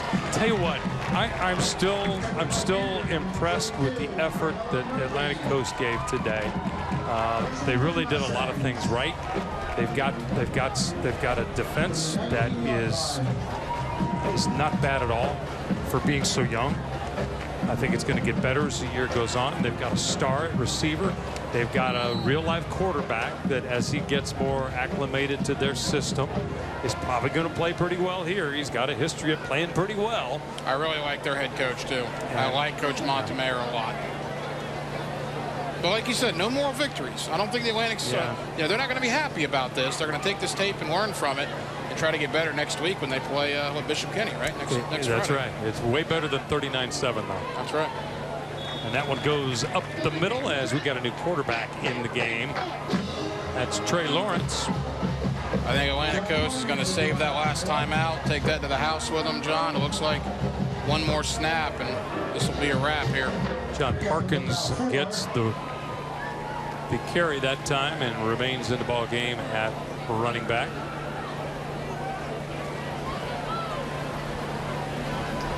Trey Lawrence is a basketball player too, correct? I believe he is. That's right. And around the right side, and pretty nice job by Parkins that time. Young man battling for extra yardage. We'd like to see that, getting an opportunity to get a carry. And very smart, got out of bounds, which will earn him another carry. That's true. Well, we'll see. The clock's running. Oh, it's running. Yeah. Okay, I thought maybe he got out of bounds. Nope, I'm afraid that's probably going to be about it. I think that'll do. I think we're looking at a 28-12 final with Mandarin going to 1-0. Atlantic Coast falling to 0-1. Great game by both sides. Tell you what, we've had a couple of interesting games. Who would have thought that Lee would come out short 48-20 with Bartram Trail? So Bartram Trail, two teams from the same district in 8A are winners here today, and they're going to both be heard from. Well, Georgia fans, you see what the hype about Carson Beck is all about. And Florida State fans, Miami fans, among others, you see why your programs have offered Patrick Bryant a scholarship. He's going to be one heck of a football player in this area over the next 2 years. And he's going to be fun to watch, that's for sure. 28-12, our final score. The two teams, I like this. Sportsmanship. That's Had some great plays. How about that interception? Who would have thought Carson Beck would have 2 interceptions today? Carson Beck, 2 interceptions, but obviously turned it around in the second half. Yeah. And Bryant had a couple of times to quiet the crowd. But in the end, Mandarin prevails. 28-12 is our final. We'll be back to talk to winning coach Bobby Ramsey after this.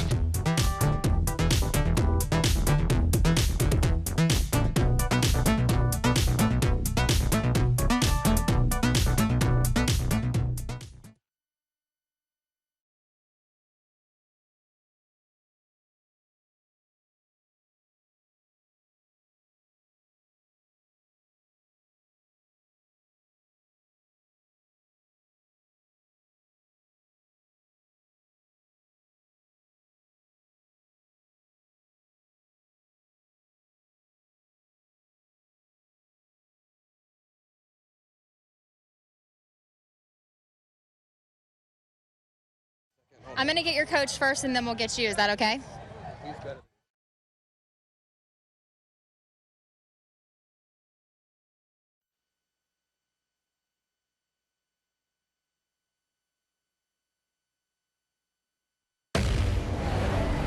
There you see the final. That'll do it for us up here in the booth. For Ryan Hacker Green, I'm John Lawrence. We're going to send it down to Tara Lagerman and get a final word with winning coach Bobby Ramsey. Tara.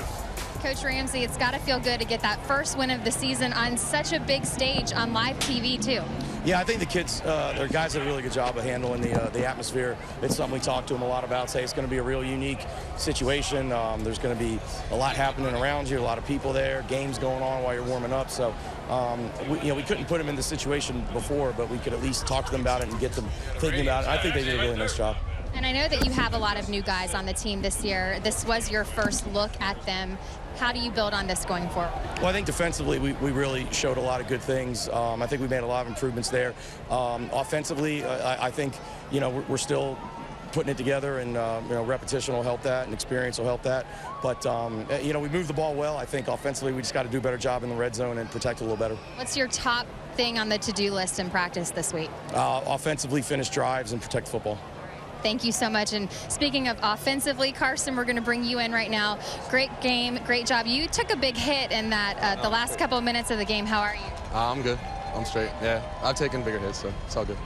And talking about all the new guys that you have on the team this year, how was it playing with a lot of them for the first time? I mean, it was a lot of fun. It's definitely a lot different, and I mean, they're athletes, and they can make plays. Sometimes we made mental mistakes and mental errors throughout the game. So, I mean, there's a lot of stuff that we can work on and a lot of stuff that we can fix. But, I mean, for the first game, I thought we did a pretty good job. Did you have any jitters going into this first game, especially with such a big showcase for today? Not really. I mean, not really. I don't really know what I was saying. Not really. I was excited to be out here for my senior season, first game, just kind of get the juices flowing and get everything started. All right. Any other goals for your senior season besides win another state championship?